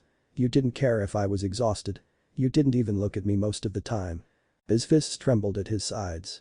"All you ever cared about was Sasuke and Sakura." Kakashi winced. The venom in Naruto's voice was something he wasn't prepared for, sharp, unfiltered, and drenched in pain. He'd seen the boy angry before, loud, defiant, reckless, but never like this. Never so raw. "Naruto, he began, but the words fell flat, hollow even to his own ears. But Naruto wasn't finished. "And don't think I forgot about our first day as a team," he shouted, stepping forward. His fists clenched tighter, his voice cracking with every word. "You tied me up with ninja wire so tight I couldn't move. I couldn't even use the replacement jutsu. And then you just left me there." The memory surged up, bitter and vivid, playing out in Naruto's mind like it had happened yesterday. "If it wasn't for that purple-haired lady Anko, I think you would have left me out there all night." He spat. Jiraiya's gaze flicked sharply toward Kakashi, his jaw tightening. His expression darkened, eyes narrowing. "Anko, huh?" he thought grimly. "I'll have to thank her for that." Without a word, he stepped forward and placed a steady hand on Naruto's shoulder, not to silence him, but to ground him. The boy was shaking now, with fury, with grief, with years of unspoken hurt finally spilling free. "Kakashi," Jiraiya said, voice low but resolute, "you've made it pretty damn clear that you don't see Naruto's potential. That's fine. You're entitled to your opinion." His tone shifted, losing all pretense of patience. "But don't you dare act like you were doing him some kind of favor by keeping him on your team." Kakashi stood stiffly, his breath caught in his throat. The weight of Jiraiya's words hit harder than he expected because deep down some of it was true. "I didn't," he tried again, weakly. "You failed him," Jiraiya cut in, sharper this time, like a blade honed on fury. "You failed Minato." Kakashi flinched, the name striking deeper than anything else could have. "He asked you to watch over Naruto. He trusted you. And this is how you honored that." There was no room for defense. No excuse that wouldn't sound pitiful in comparison to the truth hanging between them. Jiraiya's hand tightened briefly on Naruto's shoulder, steady, protective. "Don't worry," he said coldly. "I'll do what you clearly couldn't. I'll make sure Naruto becomes the shinobi Minato would have been proud of." His voice lowered, each word heavy with quiet condemnation. "You focus on Sasuke. That's all you've cared about anywhere, right?" Naruto's brow furrowed, the storm in his eyes dimming with confusion. He looked up at Jiraiya, the name lingering in the air like smoke after a fire. "Minato?" he asked quietly. "Who's that?" For a moment, something shifted in Jiraiya's face, his anger giving way to a softness rarely seen, an old sorrow tucked behind the lines of his grin. He placed a gentle hand on Naruto's back and began to guide him toward the gates. "Not now, kid," he said, voice low and steady. "We'll talk on the road." He paused once more at the threshold, glancing over his shoulder. His gaze locked onto Kakashi with a finality that spoke louder than any shouted condemnation. It was not cruel. It was not angry. It was simply done. "Goodbye, Kakashi." And just like that, he turned and walked away. Naruto followed without hesitation. He didn't look back except for one last glare cast over his shoulder. The kind that wasn't fueled by childish resentment, but by something deeper. Something that said, "You don't get to hurt me again." Then he turned his back on Kakashi and didn't look again. Kakashi stood frozen, the dust of their departure swirling around his feet.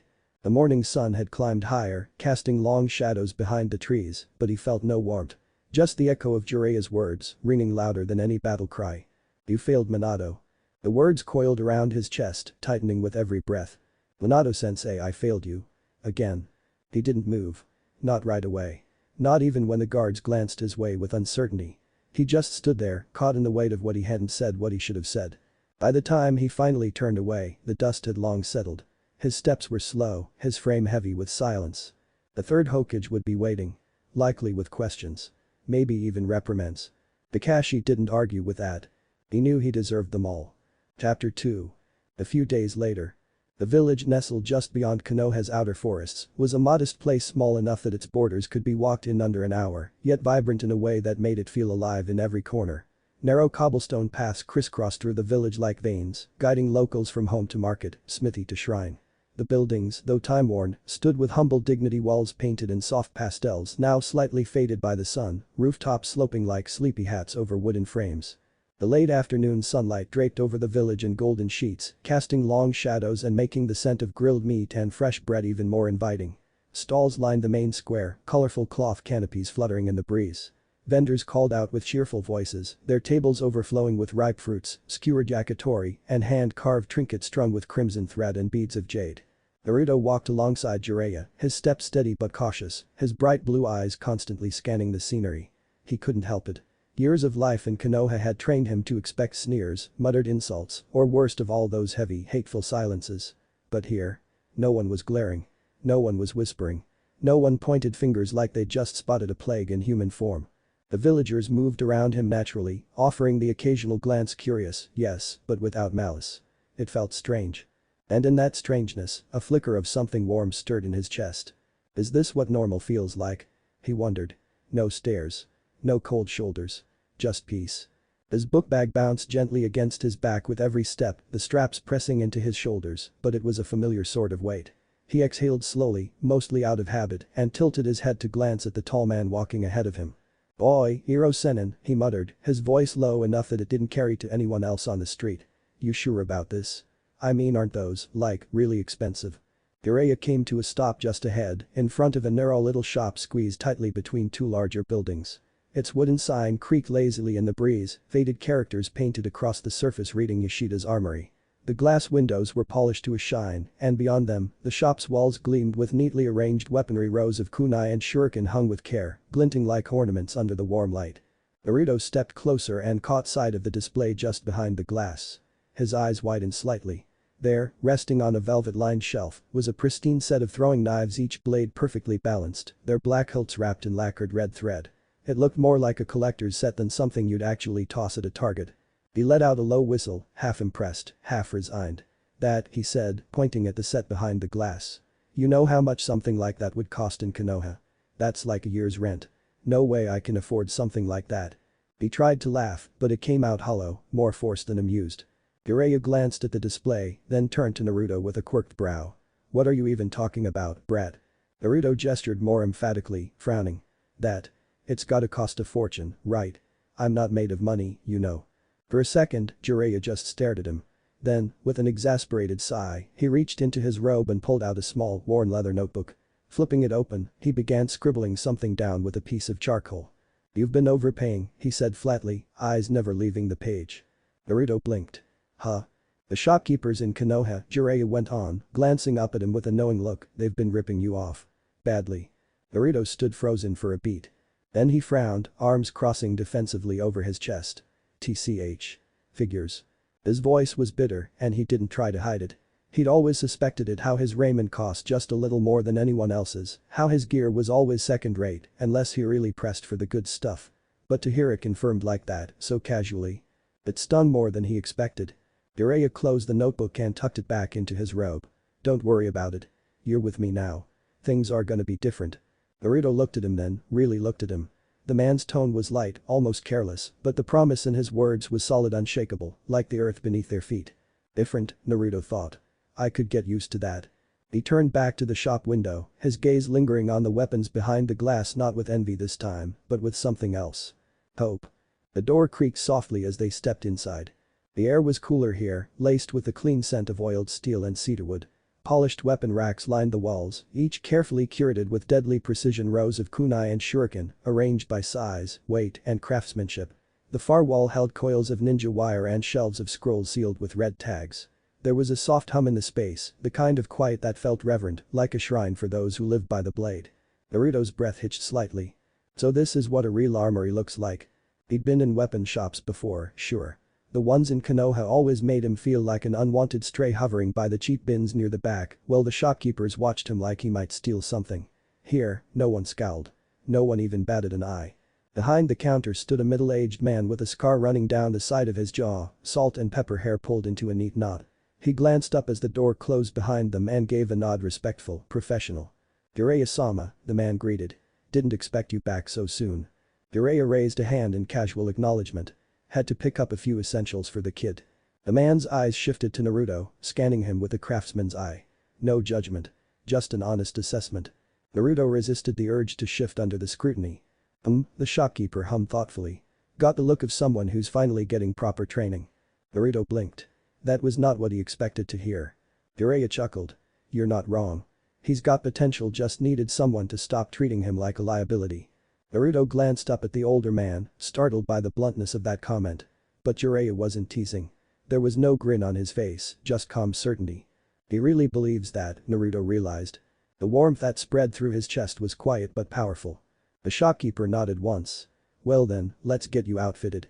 Jiraiya stepped aside and motioned for Naruto to take the lead. Go ahead, he said. 2 full sets kunai, shuriken, senbon.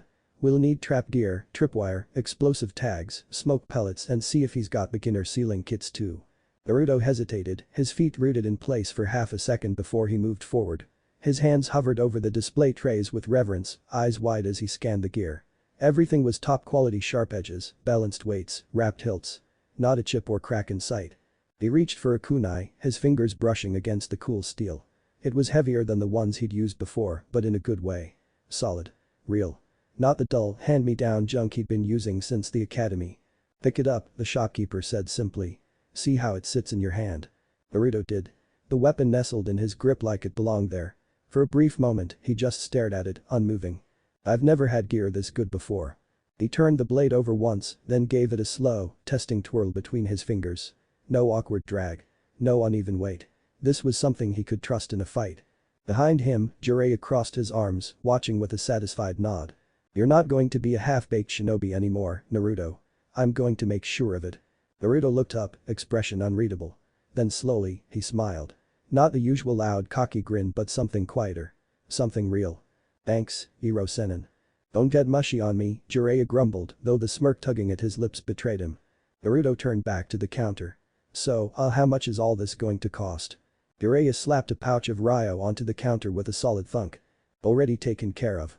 Consider it an investment. Naruto blinked. Wait, what? You're buying it? Of course I am. You're my student now, remember? Jiraiya said matter-of-factly. It's about time someone actually invested in you. Naruto's throat tightened. He didn't know what to say. No one had ever said that before, not like this. Not without strings. Not without conditions. He looked back down at the kunai in his hand. Maybe I really can start over. The sun had climbed higher, casting long beams of gold through the slowly parting clouds. The warmth settled over the cobbled village like a soft blanket, making the air smell of sun-warmed earth, sizzling meat from a nearby stall, and faint wood smoke curling from distant chimneys. The streets bustled with quiet life. Vendors called out gentle greetings, children darted between stalls with wooden swords, and somewhere, someone was playing a shamisen, its notes rising above the chatter like a lullaby. Naruto practically bounced at Jiraiya's side, a grin stretched wide across his face. The scroll now tucked under his arm held the sealed gear they had just purchased, top-tier kunai, shuriken, and even a compact set of senbon tucked into a fitted case. Not to mention the tripwires, smoke pellets, and blank sealing tags that made him feel more like a real shinobi than he had in years. He glanced over his shoulder at the shop they'd just exited, its modest wooden sign swinging gently in the breeze. Warm yellow light still spilled from its windows, as if it had left a piece of its glow inside him. Man, Naruto said, practically glowing, the prices here are way better than in Konoha. Maybe the taxes are lower or something. Jiraiya gave a short chuckle. Yeah. Maybe. But his laugh didn't carry joy, just the hollow edge of someone who knew better. If only it were that simple. His gaze drifted ahead, narrowed slightly. He didn't answer Naruto's innocent theory because the truth was heavier than the boy deserved to carry. He remembered the looks. The subtle sneers. The way merchants in Konoha would double the price when they saw blonde hair and blue eyes walk through the door. No one said it aloud but Jiraiya knew. He'd seen it. Konoha still had people worth saving. That was undeniable. But the village had grown silent fractures filled with rot. Hatred wrapped in polite smiles. Dismissal disguised as discipline. And Naruto had borne the weight of all of it without even understanding why. Minato, Kushina, I should have done more, he thought, guilt biting deep. I should have been there sooner. Maybe then he wouldn't have had to grow up wondering why no one looked at him with kindness. Next to him, Naruto turned the scroll over in his hands, inspecting the red wax seal and admiring the tight calligraphy etched into the surface. His fingers traced the markings with something like reverence, like he couldn't quite believe it was his. Real gear. Gear that hadn't been thrown out or passed down or dumped in the bargain bin. And Jiraiya watched him quietly, anger curling hot beneath the calm of his expression. They never even gave him a chance. And he still smiles like this world never hurt him. Boy, Iro Senin. Naruto's voice snapped him out of it, filled with excited energy. So, what's next? Jiraiya smirked, that familiar cocky glint returning to his eyes. Next. He echoed, drawing out the word. We train. He paused dramatically, just long enough to watch Naruto's expression light up. Time to put that shiny new gear to use. Naruto's reaction was instant. His face split into a grin so wide it looked like it might break his cheeks, and he threw his fist into the air. Finally. He shouted, loud enough that a nearby old lady startled and dropped her basket of plums. I've been waiting for this forever. You've also been eating non-stop and sleeping in like a spoiled brat for 2 days, Jiraiya muttered with mock exasperation, though the amusement in his voice betrayed him. Don't think I didn't notice you sneaking those rice balls last night. Naruto rubbed the back of his neck sheepishly. Hey, those don't count as a midnight snack if they're technically leftover breakfast, right? Jiraiya just shook his head. You've got stamina, kid, but you're still sloppy.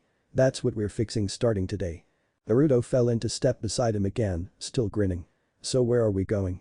Training ground. Forest. Mountain. Volcano. Jiraiya gave him a sidelong glance. Someplace quieter. And no, not a volcano. Yet. Naruto's eyes sparkled with anticipation. You said yet. That means there's a volcano later, doesn't it? The older man sighed. Just try not to die before we get to the cool parts, alright? As they made their way out of the village center, the stone roads gave way to packed dirt trails that wound between trees and streams, and Naruto couldn't stop the excitement bubbling in his chest. This was it. New gear. Real training. Someone beside him who actually saw him not as a nuisance, not as a burden, but as a shinobi worth teaching. Yeah, he thought, gripping the scroll tighter. Later training field.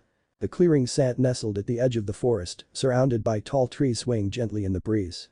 Late afternoon sunlight poured through the gaps in the canopy, scattering patterns of gold and green across the grass. The cicadas hummed a lazy rhythm in the background, like nature's own metronome, keeping time as the wind stirred the high grass and rippled through the leaves overhead. It was peaceful, almost deceptively so. Jiraiya stood with his arms crossed at the far edge of the field, watching silently as Naruto moved into position. His posture was casual, but his eyes were sharp, tracking every twitch of movement with the precision of a seasoned shinobi. Naruto bounced on the balls of his feet, full of restless energy. His new gear was strapped neatly to his belt, and for the first time in years, maybe ever, he held real kunai. Not dented. Not cracked. Not the hand-me-downs from some bored shinin tossing their leftovers into the bargain bin. These were sleek, properly balanced, crafted to be wielded by someone who mattered. Naruto's fingers curled around the hilt with something close to reverence. This is what real ninja tools feel like, he thought, heart pounding. No excuses now. Alright, brat, Jiraiya called out, his voice cutting through the quiet like a command and a challenge all at once. Show me what you've got. Kunai first. Then shuriken. Naruto nodded, the grin falling from his face, replaced by focus. He reached down and out of reflex drew one of his older kunai. It was instinct, muscle memory. Something familiar. His fingers barely noticed the difference until the blade was already in hand. He narrowed his eyes at the wooden target across the clearing, tongue slipping out at the corner of his mouth as he lined up his shot. With a sharp exhale and a yell, he flung the kunai forward. It sailed through the air, then wobbled mid-flight, dipped awkwardly, and buried itself in the edge of the target with a dull thunk. Barely holding. Naruto frowned. He pulled another from his pouch, moving faster this time. He threw it before doubt could settle in. This one didn't even make it halfway. It hit the dirt with a clatter, rolling harmlessly through the grass.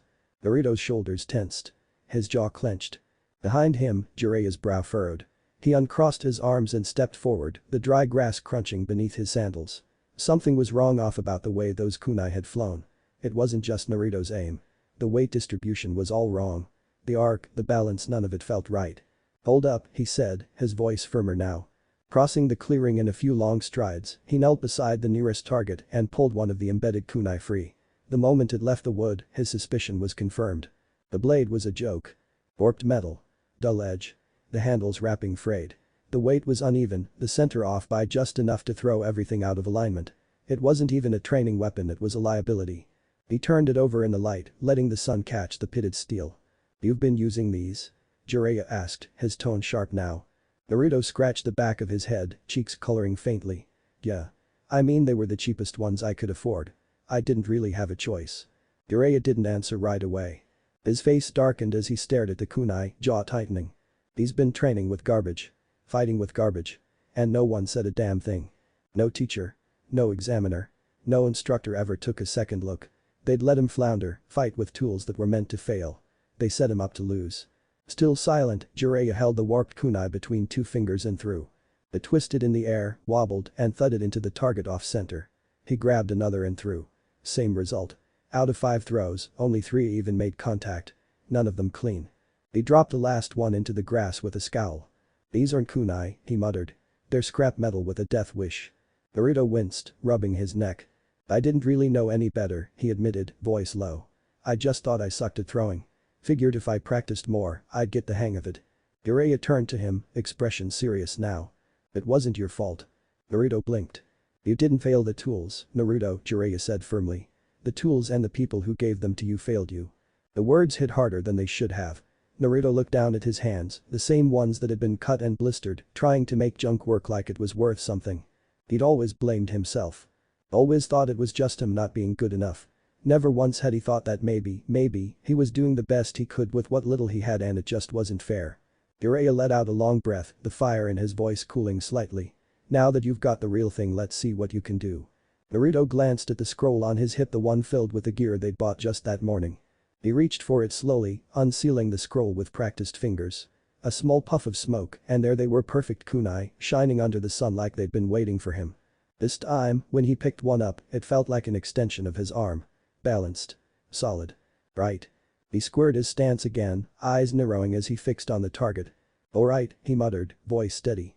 "One more time." Naruto hesitated, drawing a slow breath through his nose. The clearing had gone still again, the only sound the rustle of leaves and the faint whisper of wind threading through the trees. It felt like everything had quieted just for this moment. His fingers curled around the pouch at his waist and he drew one of the new kunai. The steel gleamed in the sunlight, bright and unapologetic, catching the light like it wanted to be thrown.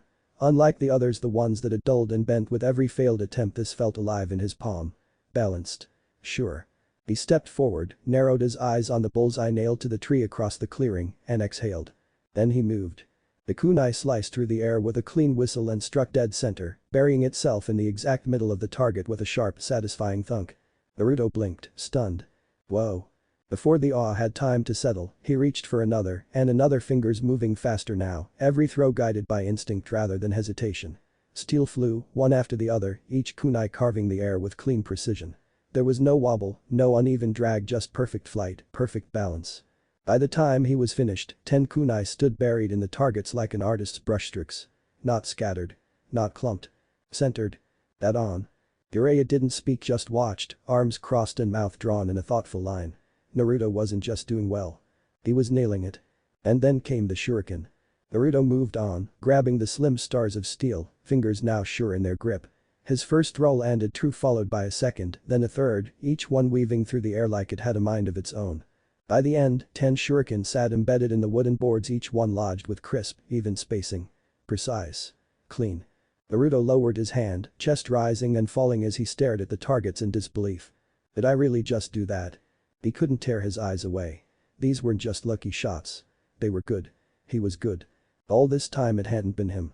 Jiraiya nodded slowly, a quiet pride glinting behind the usual gruffness in his eyes. "See?" he said, voice low but certain. "Told you. Those bastards back in Konoha were ripping you off." Naruto looked down. In his left hand, still curled tight, was one of the old kunai, the rusted, uneven ones he'd used since he was 8. The hilt, once familiar, now felt wrong. Too light. Untrustworthy. It was the same blade that had bounced off tree trunks, slid out of his grip mid-practice, missed targets by meters.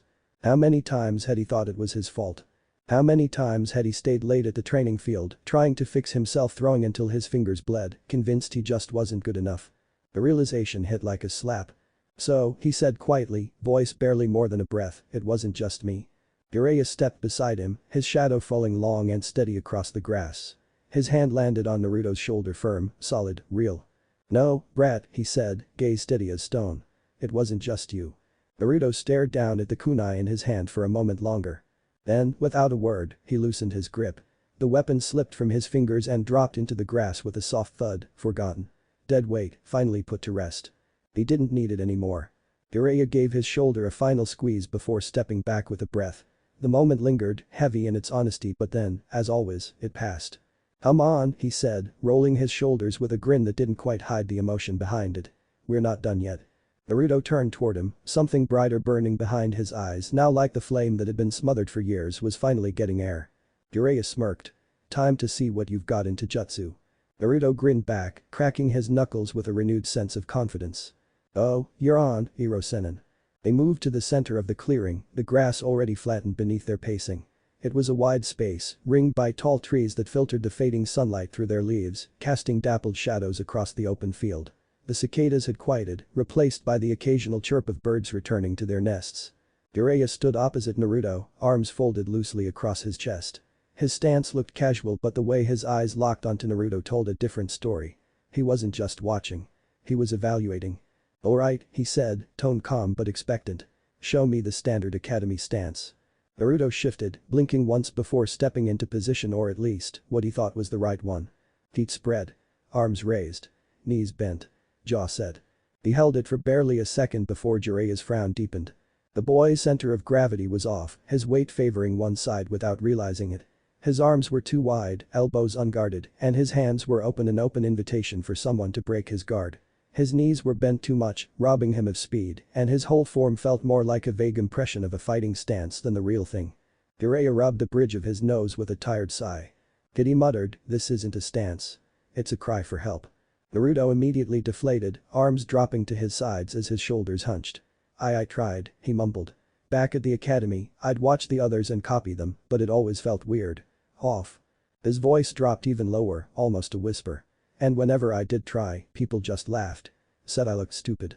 The words lingered in the air like smoke light, but choking all the same. He looked away, eyes focused somewhere near the ground. So I stopped. Just started fighting however I wanted. Didn't think it mattered. Jiraiya's expression didn't soften, but something behind his eyes shifted like an old wound pulling taut. He'd expected Naruto to be rough around the edges, sure. But this? No foundation, no form, not even the most basic fundamentals taught correctly. What the hell were they doing in that damn village? Alright, Jiraiya said, exhaling. Sit down. Naruto blinked. Huh? Sit, Jiraiya repeated, already reaching into his coat. Still a little unsure, Naruto dropped to the ground, crossing his legs and waiting. The grass tickled his calves, cool and damp from the shaded earth beneath. He watched as Jiraiya pulled out a tightly sealed scroll and, with a practiced flick of his wrist, unfurled it across the grass in front of them.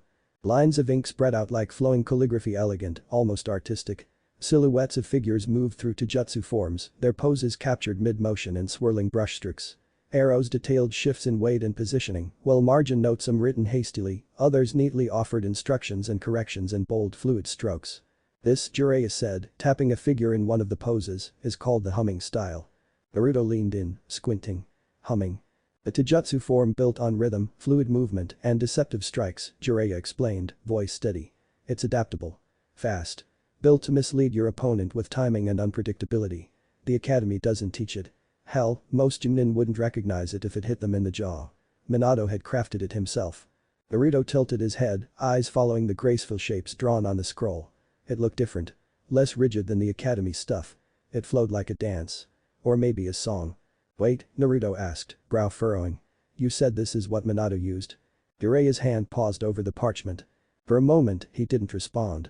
The breeze picked up slightly, rustling the paper and tousling his hair. When he finally spoke, his voice was quieter. Yeah, he said. Minato was someone important. There was weight behind those words. Heavy. Final.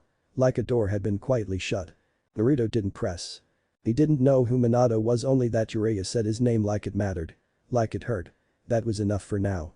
The older man cleared his throat, shaking off whatever emotion had crept into his expression. He rolled his shoulders, returning to the here and now. Anyway, Jiraiya said, forcing lightness back into his tone, this form isn't easy. You're gonna trip over your own feet at first. Maybe even fall on your face. Naruto grinned, perking up again. Yeah. Sounds like fun.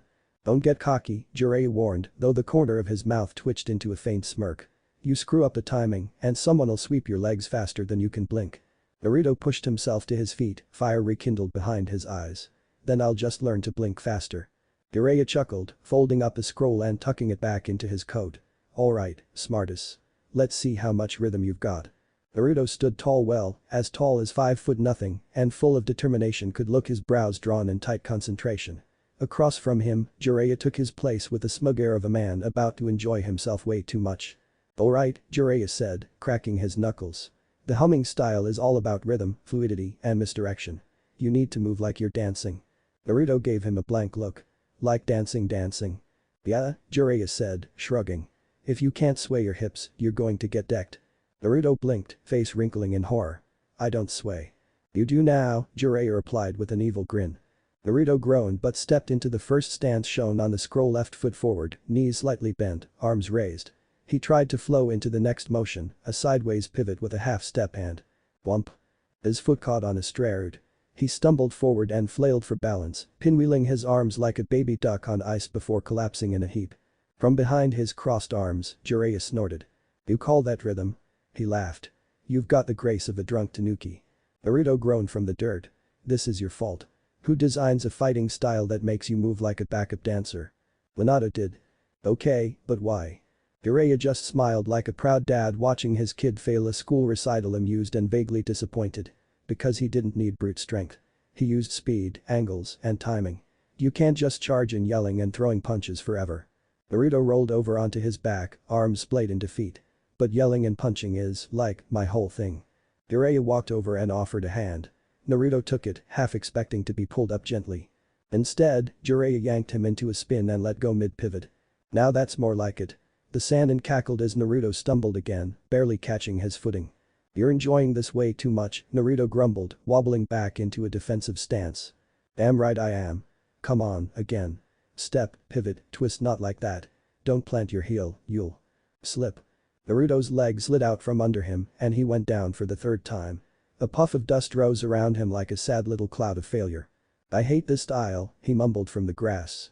Jiraiya leaned down just enough to grin at him. The style hates you too. But you'll get there.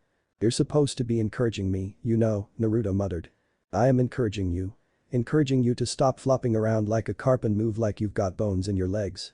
Naruto pushed himself up to one knee, scowling. You're the worst teacher ever. And yet, here we are. Jiraiya stepped back. Now get up, brat. You're gonna practice this until the trees start humming back at you. Naruto grumbled under his breath, something about pervy old men and stupid dancing, but rose anyway. His legs ached, his pride was bruised, and he had grass stuck to his cheek, but he got back into position, stubborn fire lighting up behind his eyes. Because despite the flops and fumbles, somewhere between the spins and faceplants he kind of liked it. It was fast. Sneaky. It had a rhythm to it, like moving in sync with his heartbeat. And if it was something Minato had used, then he'd damn well figure it out. Even if it did make him look like he was in a bad musical. Naruto sucked in a breath, his body aching from the dozen, or was it 24, failed attempts to master the footwork. His hair was full of leaves, his knees were scraped, and his pride had taken more hits than his body. But he hadn't quit. He was stubborn like that. This time, he narrowed his stance, recalling the flow Jiraiya had shown him earlier. Instead of forcing the movement, he let it happen, let his body feel the rhythm, instead of overthinking every motion. He stepped forward with a pivot, twisted at the hip, and rolled his foot just right. And it clicked. His body moved like water bending, with the current one step flowing into the next. His weight shifted naturally, and his momentum turned with him instead of against him. Jiraiya's eyes widened, just slightly. There it is. Before Naruto even realized it, he had spun around behind where Jiraiya had been standing a second earlier, his movements unpredictable, fluid. A full rotation, sharp and low, ended with him slamming his palm forward in a textbook opening strike, one meant to create space. Jiraiya, caught between surprise and habit, pivoted just in time to block it with his forearm, but Naruto's motion had been clean. Real. He hadn't just flailed into a lucky hit. He meant to move like that. The Sannin blinked, and for a flicker of a second it wasn't Naruto he saw.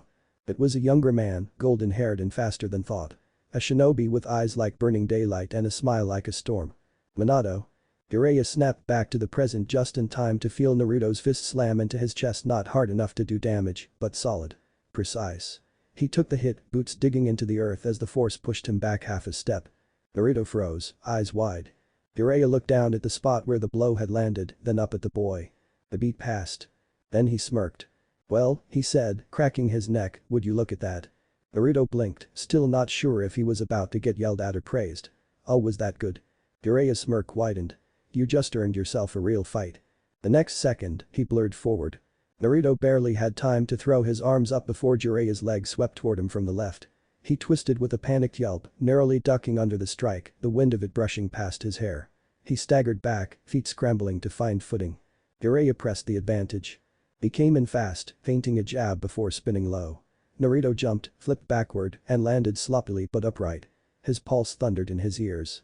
"You said we were practicing," Naruto shouted. "This is practice," Jiraiya called back, lunging again. Naruto barely managed to block the next strike, their forearms colliding with a crack of impact. He twisted his hips, trying to remember the pivot step. He stepped wide, rolled low, and let the rhythm take over. His body responded before his brain could catch up. He moved under Jiraiya's arm and shoved with both hands. The Sannin slid back, boots skidding through the grass. Jiraiya's grin was fierce now. "There it is, brat. That's the humming style." Naruto breathed hard, sweat running down his temple, adrenaline lighting him up from the inside. He wasn't just throwing punches anymore. He was dancing. He surged forward again, fists up, and the clearing came alive with movement. Strike for strike, block for block. Jiraiya moved with the calm, seasoned grace of a master, but Naruto was learning, adjusting, pushing back harder with each exchange. The rhythm was rough. Clumsy. But it was there. And Jiraiya couldn't stop the rush in his chest, the thrill, the pride, the ache of recognition as Naruto came at him with Minato's footwork and Kushina's fire burning in his eyes. Their feet tore across the flattened grass as the spar escalated, Naruto ducking, pivoting, blocking, moving with a rough but growing rhythm. Jiraiya tested him with every step, jabs that came faster, footwork that cornered him, kicks that forced Naruto to react or get laid out. But Naruto was adapting. His breath came in sharp bursts, his limbs aching, but his mind was focused, locked into the rhythm of the fight. His instincts burned brighter with every clash. Another strike came, Jiraiya's elbow angled for his ribs. Naruto twisted away, letting the blow graze air, then dropped low and rolled to the side, his sandals skidding across the grass. He caught himself mid-spin, planted his feet, and surged back toward Jiraiya like a spring released. The left feint. A high right. Jiraiya blocked both but only just. His grin widened. The brat was learning fast. But Naruto wasn't finished. Jiraiya stepped into a counterattack, classic weight shift, leading with his back foot, and that was the moment Naruto saw it. His eyes flicked down. Jiraiya's weight was leaning too far forward. Unbalanced. Naruto didn't even think. His body moved before his brain did, acting on instinct, on something that felt familiar, like a whisper passed down through blood. He used Jiraiya's momentum against him, sidestepped with a pivot, mirrored the angle in reverse, and pulled. Jiraiya's balance gave out. The older man stumbled, not fully off his feet, but enough that he exposed his left side. Naruto's arm swung out. And his fist connected. Right in Jiraiya's ribs. The sound of the impact rang out across the field, sharp, clean, undeniable. Jiraiya staggered back a step, not hurt but surprised. Naruto froze. His eyes went wide. "I hit you?" he blurted, stunned. "I actually hit you?" He looked down at his fist like it had just cast a jutsu on its own. Jiraiya stood straight, rubbing his ribs, a familiar smirk pulling at the corner of his mouth. Huh. That was almost exactly like what Minato used to do. Naruto blinked, still processing until he saw Jiraiya shift his stance again. Wait. Too late. In that brief window of shock, Naruto had dropped his guard. And Jiraiya punished it. With one fluid motion, he stepped in, grabbed Naruto's wrist, and swept his legs from under him in a blur of motion. Ah! Naruto hit the ground with a soft thud, air leaving his lungs in a surprised wheeze. The sky spun above him as he lay flat on his back, dazed, blinking up through the rustling leaves. Jiraiya stood over him, grinning. "First rule of Taijutsu, kid," he said, offering a hand down. "Don't stop moving just because you landed a hit." Naruto groaned, lifting his head. "That's a dumb rule." "Yeah," Jiraiya agreed. "But now you remember it." He pulled Naruto up with one firm tug. The boy wobbled, still catching his breath, but his face was flushed with more than just exertion. There was something else there, something fierce. He'd landed a real hit. Not luck. Not charity. Skill. And that flicker of stunned disbelief had given way to something new. Pride. Again? Naruto asked, cracking his neck. Jiraiya arched a brow. Now you're asking for it. Naruto grinned, swaying slightly in his stance. Yeah, he said. I think I kinda like this dance. No, we will begin with something new. The clearing had quieted again. The sun dipped lower through the trees, casting longer shadows across the flattened grass. The light had softened into a golden hue, wrapping the world in warmth, but Jiraiya's mood was anything but calm. He pulled a thin strip of parchment from a small pouch at his hip. It was a chakra sensing tag etched with delicate curling black lines and layered with precise genjutsu seals that shimmered faintly when caught in the sun. Alright, next test, he said, stepping forward with a neutral tone. Hold still.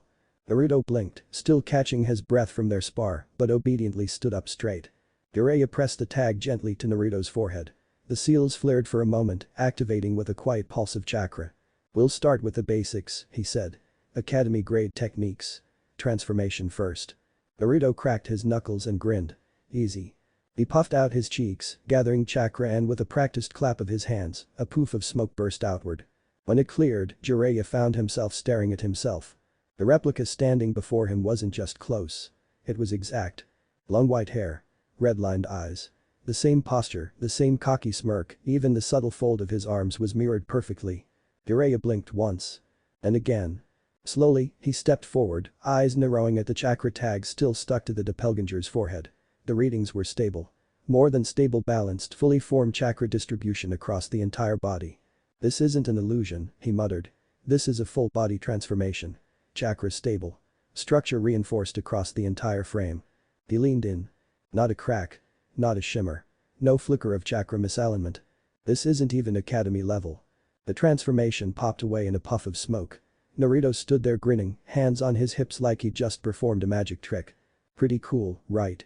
Jiraiya's expression didn't change. This is B rank level, he said flatly. At least. Do you know how hard it is to make a transformation that holds under scrutiny? Let alone moves properly? Naruto tilted his head. I just practiced a lot. I guess. He shrugged. People always said I was weird. But not like, wow, your jutsu breaks the rules weird. Jiraiya pinched the bridge of his nose. This kid. Never mind, he muttered, waving it off. Replacement next. Naruto nodded and vanished before the sentence had even finished.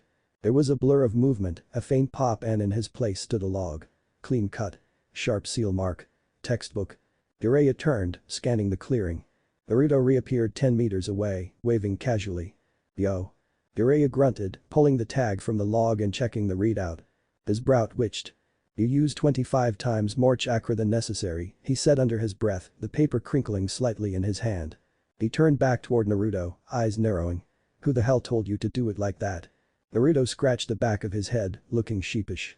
Oh, one of the academy chunin. They said if I pumped in a ton of chakra, it wouldn't fail. So I kinda always did that. Jiraiya's hand twitched at his side. Of course they did. He closed his eyes and briefly imagined tossing a nameless, faceless academy instructor off the Hokage monument. Maybe twice. They told Ajinch Kriki with chakra like a damn tidal wave to overload, a precision-based technique. Were they stupid?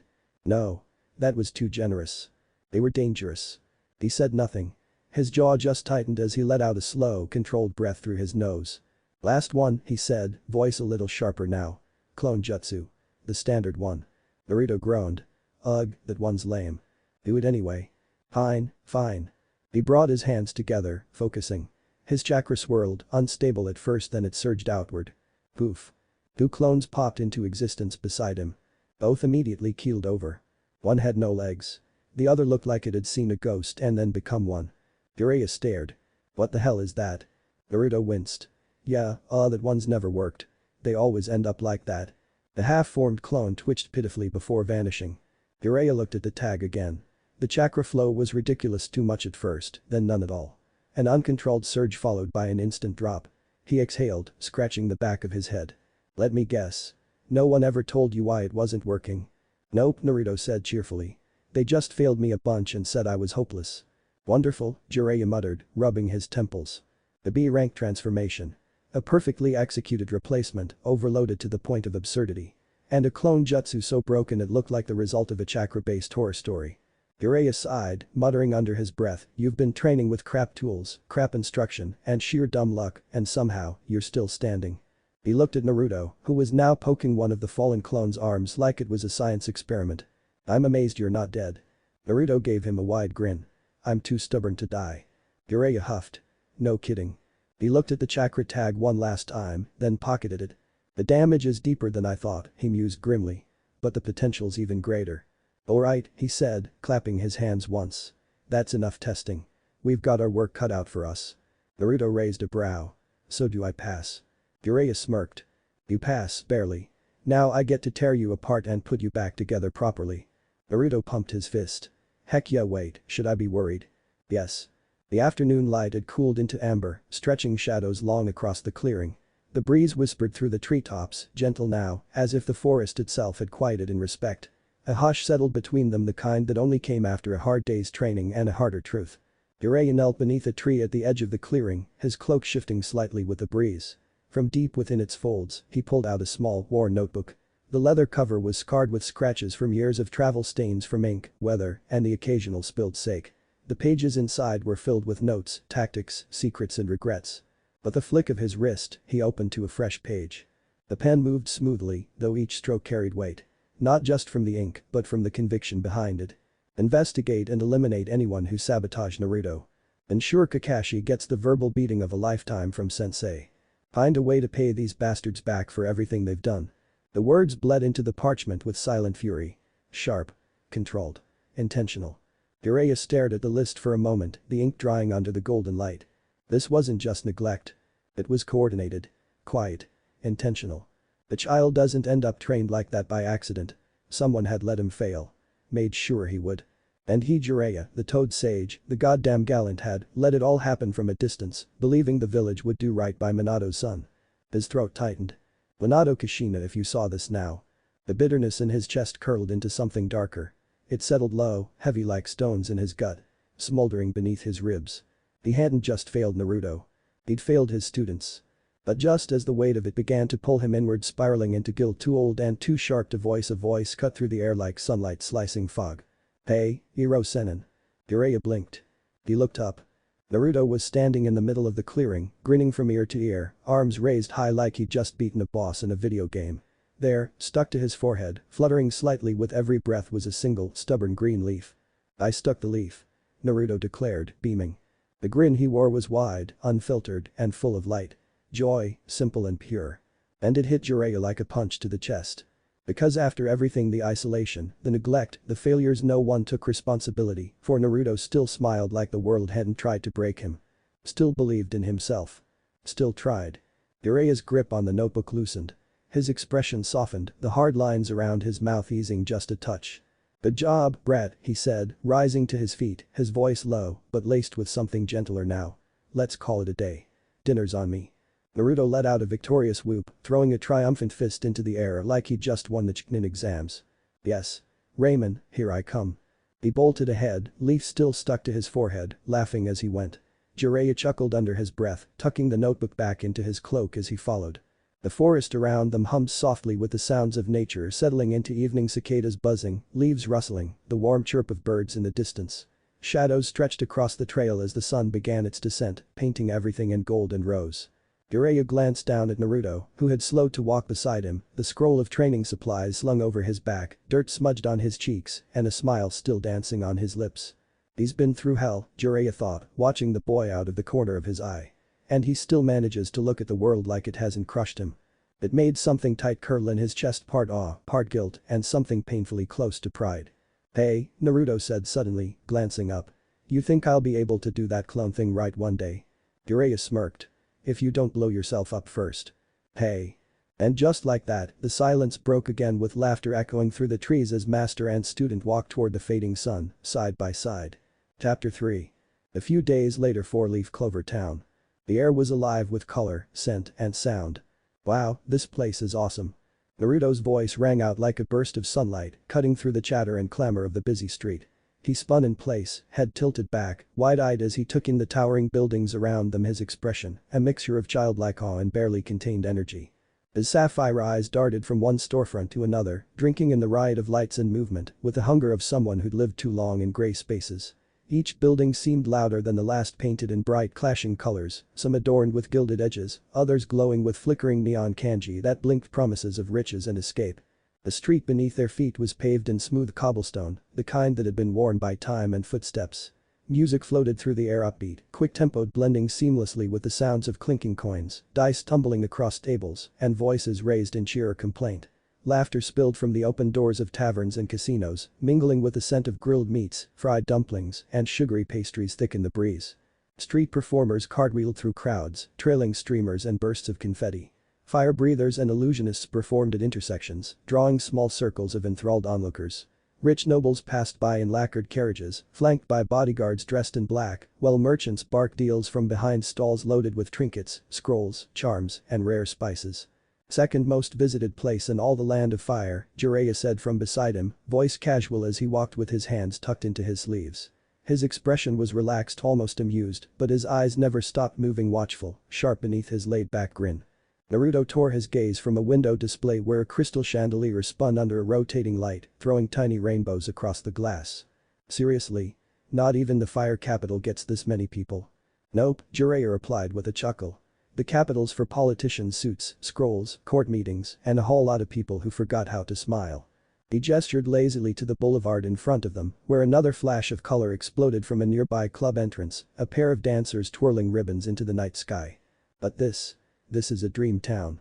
A getaway. People come here to lose themselves in lights, luck, and fantasies. It's not about power. It's about forgetting everything for a little while." Naruto nodded slowly, his gaze lingering on a pair of kids laughing as they chased a puppet dragon weaving through the air, its wings trailing paper flames. It felt unreal. The noise, the lights, the freedom. No whispers. No suspicious glares. No heavy silence when he passed by. For once, he didn't feel like an outsider. Like someone who needed to shrink himself to fit the room. Here, everyone was too busy chasing something of their own to care who he was. "It's like a whole different world," he thought, the weight in his chest lifting with a strange kind of lightness he wasn't used to. Jiraiya watched him out of the corner of his eye. He didn't say anything, not yet, but the faint tug at the corner of his mouth said plenty. Let the brat have this moment. Let him feel the world without chains. "Hey," Naruto said suddenly, walking ahead a few steps and spinning around to grin at him. "Are we actually staying here? Like, for real? Stay close." Jiraiya's voice cut clean through the chaotic rhythm of the boulevard, firm and precise, like a thread tugging Naruto back to earth. It wasn't shouted, wasn't angry. Just sharp enough to carry weight. The kind of voice that came from someone who had seen too many people vanish in crowds just like this. Who knew how quickly a moment of wonder could turn into regret. Naruto blinked and looked up, startled from his thoughts. The lights, the smells, the laughter, it had all pulled him in like a tide. But now Jiraiya's words anchored him again. "This place is a maze," the old man continued, his eyes scanning the ever-moving crowd. "One wrong turn and you'll be 3 streets over without realizing. And I'm not in the mood to chase you through back alleys and gambling dens." Yeah, I get it, Hiro-senin," Naruto muttered with a roll of his eyes, but his feet fell in step beside Jiraiya's all the same. His gaze still bounced around like a pinball, taking in the flashing signs, the chattering tourists, the aroma of every food stall they passed. A row of them stretched out along the sidewalk like a miniature food festival, sizzling noodles tossed in tall iron woks, sweet buns puffing with steam, skewered meats roasted over open flames. Smoke and spices clung to the air like perfume. It was impossible to ignore. Naruto's stomach let out a low, insistent growl. Jiraiya arched a brow. "Hungry again already?" But Naruto didn't reply. He'd stopped walking. His eyes weren't on the skewers or the dumplings or even the perfectly crisp fried fish. They were locked on something deeper, in the shadows just past the stall, in a narrow alley between 2 tall buildings, where the light didn't reach. Jiraiya's smile faded the moment he followed the boy's gaze. Half hidden behind a stack of broken crates, a woman and a small boy huddled near a dented metal bin. The woman was gaunt, her face pale and drawn with the kind of exhaustion that went deeper than sleepless nights. Her sleeves hung loosely off stick-thin arms as she dug through discarded scraps. The child beside her clutched at her leg, wide eyes staring out from beneath a tangled curtain of dark hair, watchful, silent, and hollow with hunger. Jiraiya didn't speak. Didn't need to. Because Naruto was already moving. The boy stepped up to the food stall and, without hesitation, slapped a few coins on the counter. He grabbed the warmest roll of bread and the largest piece of fried fish he could carry. Steam still curled from them as he walked slowly, carefully toward the alley. "Boy Naruto," Jiraiya called, but the words came out soft, not sharp. He didn't stop him. He just watched.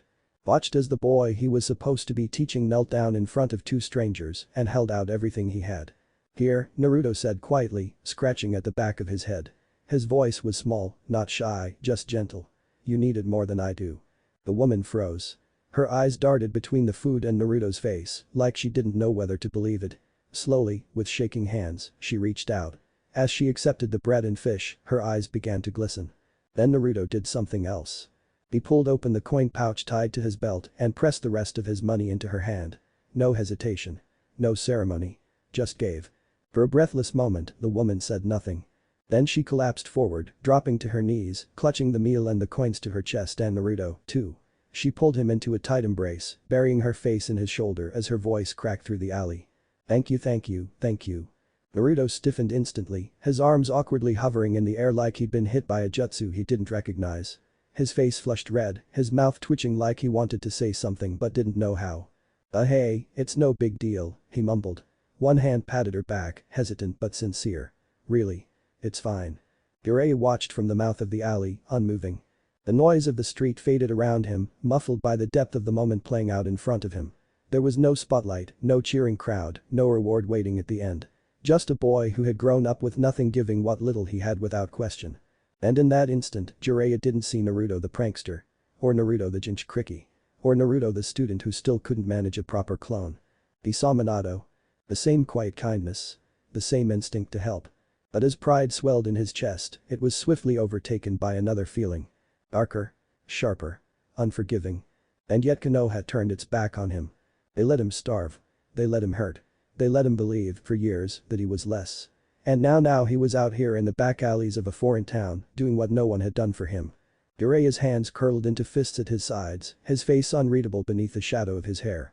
"You deserve better," he thought bitterly, watching Naruto slowly pull away from the woman, his face red, but his eyes steady. "You always did." Naruto returned a few moments later, jogging lightly back to Jiraiya's side, his footsteps barely audible over the noise of the street. That familiar smile was back on his face but it had changed. It wasn't just excitement or curiosity anymore. It was something gentler. Softer. Like the quiet glow of a lantern in the dark. There was pride in it. Not loud or boastful. Just a small, steady light burning behind his eyes. The kind that comes from doing the right thing even when no one's watching. "Okay, Iro Sennin," he said, voice lighter now as he matched pace beside him, "who are we looking for again?" Jiraiya blinked, the remnants of bitter reflection still clinging to the edges of his thoughts. He shook them off with a practiced ease, though the shadow in his eyes hadn't quite vanished.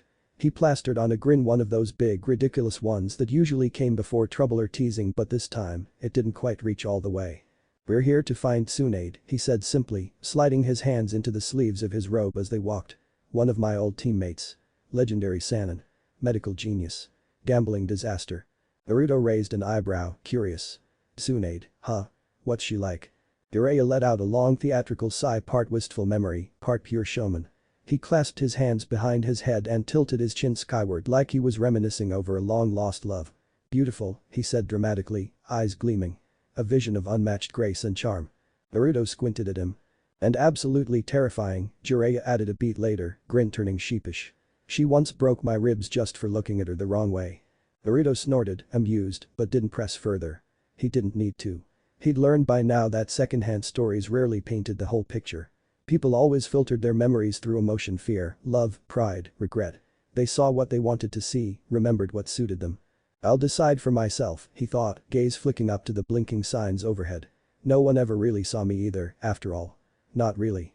Just what they expected. The crowd thickened as they turned onto another main street. Music blared from somewhere up ahead. A group of performers tossed glowing sticks into the air and coins clinked into a collection bowl on the ground. The scent of roasted chestnuts and honeyed tea hung in the air, making Naruto's stomach grumble again. Jiraiya led the way without missing a beat, weaving through the crowd with a traveler's ease. Naruto followed, eyes sharp now, his earlier wonder tempered by a deeper purpose. They weren't just sightseeing anymore. This town, with all its lights and noise and chaos, had suddenly taken on a new shape, a starting point. The crossroads. Somewhere in the noise and neon, one of the legendary Sannin was hiding. And Naruto was going to find her. Searching for Tsunade. The sun had long begun its slow descent, dipping beneath the rooftops and casting the sprawling streets of four-leaf clover in hues of deep amber and molten gold. But even as dusk rolled in, the town didn't sleep. If anything, it came alive. The light shifted from warm daylight to flickering neon. Glowing kanji signs blinked in shades of red, blue, and violet, painting the cobblestones beneath Naruto's feet in ever-changing color. Every casino they passed seemed louder than the last, pulsing with laughter, music, and the metallic clatter of dice and coins. The scent of grilled meat mingled with perfume and cigarette smoke carried on a breeze thick with life. Street lamps flickered to life, their lantern glowed dim compared to the riot of color spilling from taverns and gambling dens. Naruto walked just behind Jiraiya, caught in the sensory overload, but adjusting quickly. The crowd pressed in around them, tourists, merchants, locals, performers all swept up in their own worlds. It reminded Naruto of a river. Loud, fast, impossible to control. He kind of liked it. "She's got to be around here somewhere," Jiraiya muttered as they ducked into yet another bar, his voice low but certain. His sharp eyes moved quickly, scanning every face and corner like a hawk circling above a field. "According to one of my spies, she arrived last night." The bar was dim, filled with a low hum of conversation and a haze of smoke that clung to the ceiling like fog. Round tables were scattered across the floor, their surfaces cluttered with half-empty glasses, crumpled betting slips, and the occasional ashtray. A trio of musicians played a slow, jazzy tune near the corner stage, blending into the murmur of voices and the clinking of glass. Naruto leaned against a doorway, arms folded across his chest. His eyes swept the room once lazily, but with focus. A group of card players laughed raucously at a table in the back, while a waiter moved between tables balancing drinks with effortless ease. There were gamblers, drinkers, and hustlers aplenty, but no sign of a blonde medic nin, with a reputation for broken tables and bigger debts. "You sure your spy didn't screw up?" Naruto asked, glancing sideways at Jiraiya with a skeptical tilt of his brow. "Positive," Jiraiya replied, not missing a beat. "If there's one thing Tsunade can't resist, it's gambling. Trust me. It's not if she shows up, it's when." Naruto gave a small, resigned shrug and let his eyes wander again. It had been a long day of walking, searching, asking questions and always just missing her by a few hours or a few streets. Still, there was something peaceful in the chaos around him. For the first time in what felt like forever, he didn't feel watched. He didn't have to keep his guard up for whispers or glares. No one here cared about the Nine Tails. No one saw him as anything but another kid passing through a busy town. It was strange. And nice. As they stepped back out into the streets, the neon lights hit them again like a wave. A parade of colors shimmered across Naruto's face as he stretched his arms over his head and yawned. Jiraiya ran a hand through his thick white hair and let out a long sigh. "All right, kid," he said, his voice carrying a trace of fatigue. "Let's take a break. She'll turn up soon enough." Naruto's stomach growled before he could answer loud enough that a nearby couple glanced over with mild amusement. "I guess I'm starving again," Naruto muttered, rubbing the back of his head sheepishly. Jiraiya chuckled and reached over, ruffling his hair with a calloused hand. "Come on. Let's get you fed. You've earned it." Naruto grinned, already imagining dumplings, noodles, and something fried, very fried. He jogged ahead toward a row of food stalls lining the next block, the scent of roasted garlic and soy sauce teasing him forward. Behind him, Jiraiya followed with a slower pace, eyes still scanning the crowd, senses tuned to every detail. "She's close," he thought. And when they found her, the real work would begin. The restaurant was modest, tucked quietly into the corner of a side street where the noise of the main boulevard softened into something calmer, gentler. Paper lanterns bobbed in the warm breeze just outside, their soft glow casting long shadows across the aged wooden exterior. The sign above the entrance was faded, its paint chipped and worn by time, but the warm light spilling from the windows spoke of comfort, not neglect. Naruto's stomach gave an impatient growl as they stepped inside. The air hit him like a wave, grilled meat, simmering broth, spices he couldn't name, but desperately wanted to eat. The inside was cozy, filled with mismatched tables and soft chatter. Locals and travelers alike hunched over bowls of steaming ramen or clinked glasses of sake in quiet celebration. Laughter drifted from the far corner, muffled by the wood-paneled walls and thick paper dividers. But as Naruto crossed the threshold, his smile wavered. His footsteps slowed. His eyes swept the room not with curiosity, but with caution. It was subtle. The way his shoulders pulled inward, the way his hand tightened slightly around the strap of his bag. His gaze flicked to the kitchen staff, then to the nearest table, his mouth set in a careful line. Jiraiya, already halfway to the hostess stand, turned and noticed the hesitation immediately. "You good?" he asked, voice quiet but firm. Naruto shrugged, not looking at him. "Yeah. Fine." His tone was light, but his stance was too guarded. Like he was waiting for someone to sneer. To point. To tell him he didn't belong here. It hit Jiraiya like a gut punch. He'd seen this behavior before. In war orphans. In Jinchuriki. In kids who learned early that people didn't want them taking up space. Damn Konoha, he thought bitterly. How many times did they toss him out of places like this? But then Naruto stopped. Not in discomfort, something else. He turned toward the front window, just past a small booth, his head tilting slightly. His shoulders eased. The tension melted like mist beneath sunlight. "What's up?" Jiraiya asked, stepping beside him, following his line of sight out through the fogged glass. The street outside was still alive. People bustled past, vendors packed up their carts, lanterns lit one by one. It looked the same as before. But Naruto leaned in, one hand resting lightly against the window frame. His brows furrowed in quiet focus. "I think I found your teammate," he said finally. Jiraiya blinked. "You what?" Naruto nodded toward the street. "Out there. By the fountain." Jiraiya peered through the window, squinting but saw nothing out of the ordinary. Just a slow-moving crowd. No flash of blonde hair. No commanding presence. No telltale voice shouting at a dealer for cheating. "You sure?" he asked, skeptical. "And how would you even know what Tsunade looks like?" Naruto tilted his head, squinting again. "You said she's blonde. Honey brown eyes. And you, kind of wouldn't shut up about how beautiful and terrifying she is." Jiraiya chuckled, amused despite himself. "Fair enough." Naruto continued, tone thoughtful. "But mostly. I can feel her chakra." That made Jiraiya pause. Naruto didn't say it dramatically. It was casual, offhand, like he was talking about the weather. "It's huge. Like yours. Dense. It's heavy. Feels like it's pushing down on everything nearby. Hard to miss." Jiraiya's amusement vanished. He turned fully toward the boy now, watching him with a new kind of focus. "You can sense her chakra?" he asked slowly. "Like that?" Naruto shrugged, fidgeting with the strap of his bag. "Yeah. I mean, not always. But when it's strong and close. Yeah. I feel it. Yours too. Even mine, sometimes. It's weird, but it's been like that for a while." Jiraiya's jaw tightened. Untrained. Raw. A natural sensor, and no one ever noticed.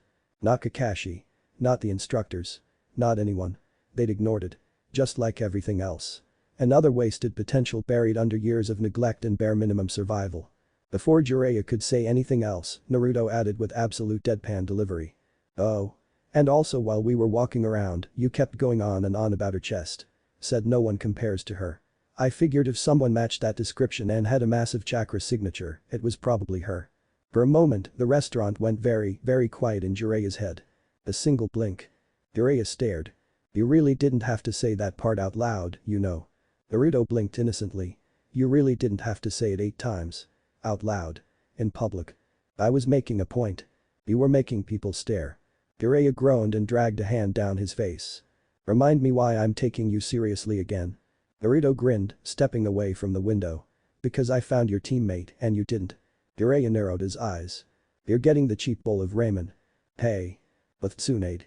The afternoon air hung heavy over the streets of Four-Leaf Clover Town, thick with a mingling scent of roasting meats, sweet perfume, hot oil, and the acrid tinge of smoke wafting from the rows of vendor carts. The low hum of the crowd was a constant, like the town itself breathed in rhythm with the golden haze settling over the rooftops. Lanterns flickered to life one by one as the sun slipped lower, their soft glow bouncing off glass and polished stone. The world was alive with color and noise, but for Tsunade, the day had already curdled into irritation. Her strides were long, lazy, but held an unmistakable tension. Hands stuffed deep into the pockets of her green haori, she moved through the crowd like a force of nature, unwilling to part for anyone. Her expression was flat, the kind that warned others not to speak unless they had something particularly smart or suicidal to say. Another casino. Another million Ryo lost. Just like that. On with a smirk and the turn of a card. Worse, the sleazy manager had leaned in afterward, breath reeking of sake and ego, to offer her a private game. "Strip poker," he'd whispered, with a wink. "Winner gets a special prize," he said. Her knuckles had cracked so loud it cut through the music. She hadn't put him through the wall though she'd wanted to, but the drink she'd hurled at his face had earned her some satisfaction. Still, satisfaction didn't pay debts. And she was rapidly running out of places that hadn't blacklisted her. Now, walking the neon-lit street, she was looking for Shizune, or more accurately, looking for someone to nag into giving her more cash. Her long blonde hair slipped loose from its ties, catching the breeze, and her heels clicked against the worn stone road in a sharp, even rhythm. She sighed, brushing a strand behind her ear, her patience thinner than rice paper. So when something tugged gently at the hem of her coat, she turned on instinct, ready to snap. Her gaze dropped. It wasn't a drunk. Or a beggar. Or even some starry-eyed fanboy. It was a kid. Maybe 12 or 13 at most, with bright, messy blonde hair that practically defied gravity. His skin was tanned, his face round but sharp with mischief. What caught her off guard, though, were the marks, 3 whisker-like lines etched into each cheek, like scars or birthmarks that gave him a fox-like edge. But more than that were his eyes. Clear. Bright. Blue as a summer sky at noon. And filled not with fear or awe but curiosity. Tsunade blinked. "What do you want, kid?" she asked, her voice gruff out of habit but not cruel. "If you're here to collect a debt, I'm broke." The boy tilted his head, not bothered in the slightest. "That collector? Nah." He scratched the back of his neck. "I just wanted to ask you something." That caught her off guard. She arched a brow, crossing her arms. "Oh. Alright then. Ask." He looked up at her, gaze steady. "Are you Tsunade?" The question was simple. But there was weight in the way he said it, like it mattered. Tsunade narrowed her eyes slightly. She took him in again, this time slower. There was something about his presence that tugged at the back of her mind. Familiar in a way she couldn't place. The hair. The eyes. And something else. Something deeper. "Yeah," she answered, cautious now. "I'm Tsunade. Who's asking?" The boy shifted awkwardly, as if he'd just stepped over an invisible line and wasn't sure how far he wanted to go. "My sensei told me about you," he said, eyes flicking away for a beat. "Jiraiya." At the sound of the name, Tsunade's brows twitched. Of course he did, she thought with an exasperated sigh. That old fool would have to be nearby. Probably lurking behind a street lamp or spying from a rooftop, waiting for a dramatic moment to show up and announce himself like some wandering sage in a storybook. At the mention of the name, Tsunade's posture shifted just barely. It was subtle, a slight tightening of her shoulders, a faint stillness in her breath. Anyone else might have missed it. But years of war and wandering had trained her well. She could smother a reaction in a heartbeat. Bury instinct beneath indifference. Then something flickered in her chest, something old and deeply buried. Her eyes fell on his face again. The roundness of his cheeks, the brightness in those impossibly blue eyes. There was a warmth to them, a fire she hadn't seen in years. Something stubborn and proud and so achingly familiar. Kushina. The name came unbidden, startling her. But then, just as quickly, she saw it, his hair, the shape of his eyes, the natural tilt of confidence in his stance. Minato. Both of them. He was a walking echo of people she had lost. Her thoughts were interrupted when the boy suddenly smiled, completely oblivious to the storm he was stirring in her chest. "You're really pretty," the boy said without hesitation, his voice warm and impossibly sincere. Tsunade blinked. The word struck so hard and fast she almost laughed. "What?" "My sensei wasn't lying," Naruto went on, grinning. "You've got really beautiful eyes." There was no flirtation. No sleaze. No game. Just a compliment offered with the same ease as someone pointing out the color of the sky. Pure. Blunt. Honest. Tsunade stood still, stunned by how simple it was. She'd spent years drowning in sleazy remarks, in men whose eyes dropped to her chest before ever meeting her gaze. She was used to catcalls and crude jokes, and even Jiraiya, especially Jiraiya, had spent decades pretending to be charming while saying the dumbest things imaginable. But this was different. It reminded her of how Kushina used to blurt out praise like it was a reflex. Or the way Nawaki used to tug at her sleeve just to say she was the prettiest sister in the world. Her cheeks warmed, a faint flush rising to the surface before she smothered it under a crooked smirk. "So that's your game, huh?" she said, folding her arms with mock suspicion. "Jiraiya sent you ahead to butter me up?" Naruto shrugged, still grinning. "Not really. You just looked kinda mad. Thought a compliment might help." So casual. So utterly unfazed, like he hadn't just made her heart stutter for a full beat. Tsunade huffed and opened her mouth to reply, only to pause as her eyes flicked past his shoulder. And there he was. Speak of the devil. Jiraiya was striding down the street like a man who believed every step deserved applause. Arms wide, grin wider, moving like the years had changed nothing. He walked with that same infuriating ease, like the world would catch him if he ever bothered to fall. "Tsunade," he called, loud enough to turn a few heads nearby. "It's been far too long." She didn't even pretend to smile. "And you're still alive," she replied flatly, voice sharp enough to cut glass. "Shocking, really." Jiraiya slowed to a stop beside Naruto, seemingly unfazed by the glare leveled at him. "What do you want this time?" she asked, eyes narrowing. "Don't tell me you're here to blow another fortune on rigged dice and cheap sake." He chuckled, brushing non-existent dust from his sleeve. "Tempting," he said with a wink. "But no. I've got something better in mind." Her brow arched. What could possibly be better than rigged dice and bad decisions? Jiraiya gestured toward Naruto with a grin that was half pride, half mischief. "Him. He needs a medical checkup," Jiraiya said, tone more serious now, anchored by something older than duty. "Thought it was time he met my old teammate." Tsunade's eyes drifted back to Naruto, but this time, she looked closely. Not just at the surface, at the whiskered cheeks or the bright sun-roughened skin. She looked past the grin, past the charm, straight into the fire that sat behind those eyes.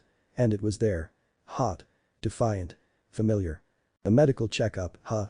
She repeated, arching a skeptical brow. And what's so special about him? Jiraiya didn't answer right away. His smile faded into something quieter. More thoughtful. More than you'd think, he said. She narrowed her eyes, ready to press further but Naruto beat her to it. He stepped forward, shoulders square, fists loose at his sides. The boyish grin had faded, replaced with something steady. Real.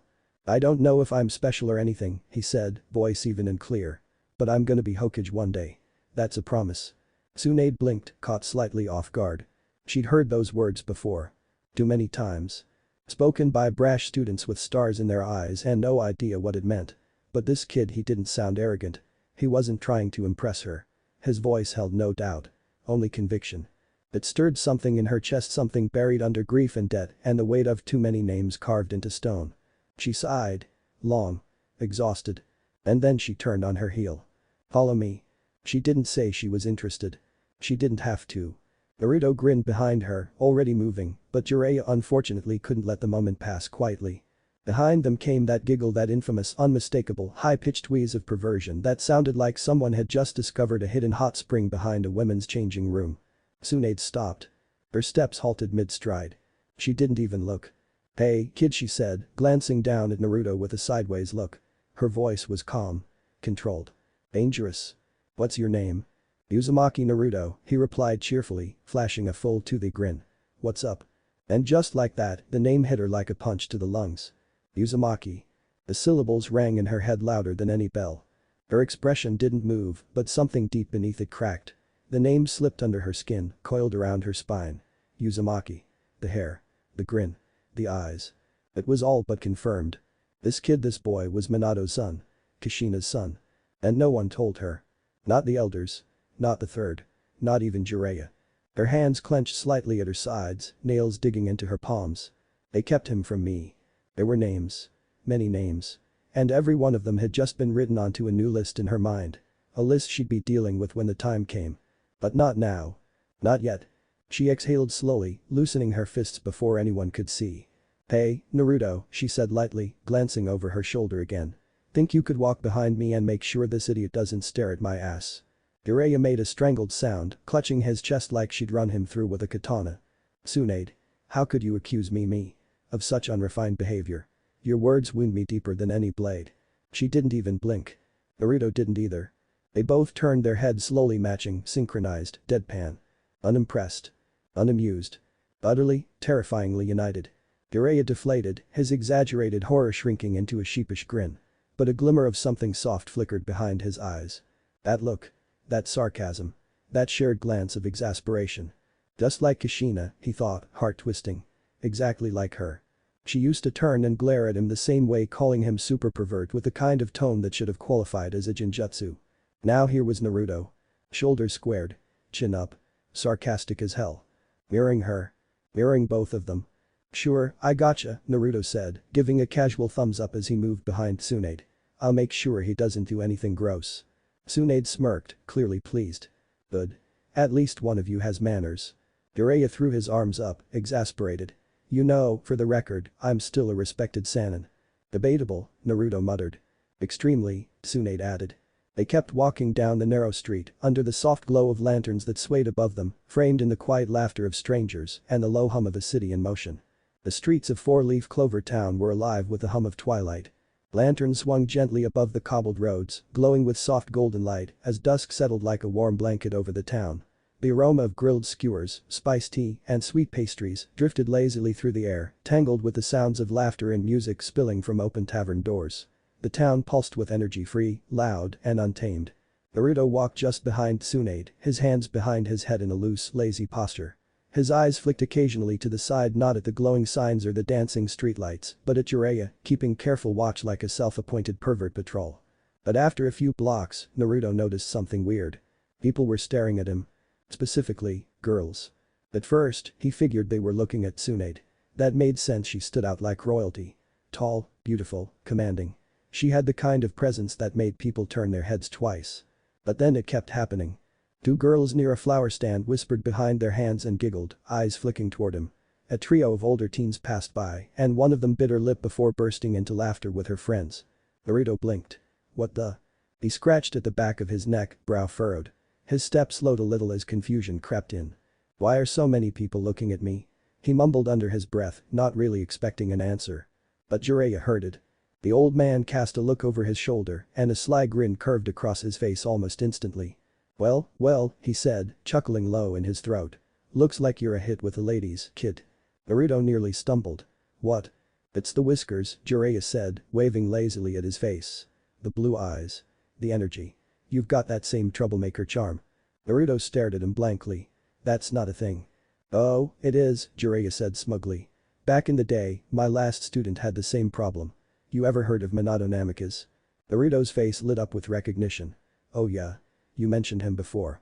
He was your student, right? The fourth Hokage. That's the one, Jiraiya nodded proudly. Girls couldn't stop staring at him when he was your age. Sharp, talented, dangerous but totally clueless about flirting. It's like deja vu. Naruto's face went red on cue, his hand flying up to shield his expression. Wow, there's no way they're looking at me like that. They're probably just laughing at my clothes or something. Jiraiya gave him a long look. Kid. No one laughs that hard at clothes. Except maybe me. He let his gaze travel pointedly down to Naruto's bright orange jumpsuit. I mean, Jiraiya said, voice carefully neutral, you are dressed like a walking emergency flare. Naruto flinched. Hey. Orange is awesome. It stands out. Exactly. Like a target, Jiraiya said, already grinning. You're basically asking enemy ninja to spot you from a mile away. Naruto crossed his arms defensively. It's my thing, okay? Besides, it's not like I have a lot of options. That's why we're changing that, Jiraiya replied. Eventually. No student of mine's gonna dress like a safety cone forever. TCH. Traitor, Naruto muttered, slouching just enough to sulk dramatically. Jiraiya chuckled again, watching the boy from the corner of his eye. He didn't say it out loud, but the resemblance was there. The grin. The spirit. The conviction. Minato's energy. Kushina's fire.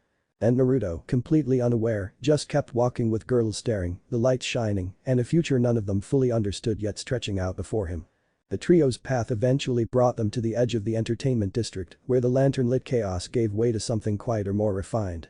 Nestled between two old timber-framed buildings stood a sleek modern inn that looked like it had been transported from another world. Its clean glass-paneled facade gleamed softly under the golden twilight, framed with polished metal accents and glowing signage and elegant calligraphy. It radiated luxury, subtle and stylish. Naruto stared at it, squinting. This place looks really fancy, he muttered, his nose practically pressed to the glass. Are we even allowed in here without wearing suits or something? Tsunade didn't even slow down. She strode through the doors with the confidence of someone who either owned the place or was daring anyone to stop her. Jiraiya followed casually, hands in his sleeves and a smirk already playing at the corner of his mouth. Naruto scrambled after them, still trying to understand what counted as inappropriate behavior. The lobby was sleek and serene, obsidian floors, soft lighting, delicate floral arrangements, and a faint, luxurious scent of sandalwood and lavender in the air. It was the kind of place Naruto figured rich people stayed in while doing mysterious rich people things, like sipping tea and judging wallpaper. The woman behind the desk, sharp bob haircut, flawless skin, and a smile honed by years of customer service, looked up and immediately brightened. Welcome back, Lady Akame, she said with a warm, respectful bow. Naruto blinked. Lady who? He turned to ask only to feel Jiraiya's hand land firmly on his shoulder. A subtle shake of the head followed. Don't. Tsunade offered a polite nod and walked forward. Just some guests, she said smoothly. Naruto watched, slack-jawed, as her hair darkened a few shades and her eyes shifted subtly from honey gold to a soft cooler blue. A perfect transformation, so fast and seamless he almost missed it. The receptionist glanced between Jiraiya and Naruto, her eyes briefly widening. Her professional smile didn't falter, but something about it changed. Oh, she said, her voice now laced with something else. Guests. Of course. She leaned in slightly, her tone dropping in pitch. Don't worry, Lady Akame. I let the staff know not to disturb you and your companions. Full privacy. No interruptions. Just how you like it. Tsunade blinked. Wait, what? The woman gave her a wink. And a thumbs up. I hope you three have a lovely night together. Naruto smiled cheerfully. Thanks. The place smells really nice, by the way. Tsunade's brain short-circuited. She processed it all in a flash. The receptionist's wink, the loaded tone, the companion's comment. And then came the mental image. Her. Jiraiya. And Naruto. Together. Alone. In a suite. Her face went crimson faster than a triggered explosive tag. "Hey. That's not." But the receptionist was already gone, disappearing behind a sliding door, humming happily. Tsunade stood frozen for a moment, fists clenched at her sides, jaw twitching with suppressed horror.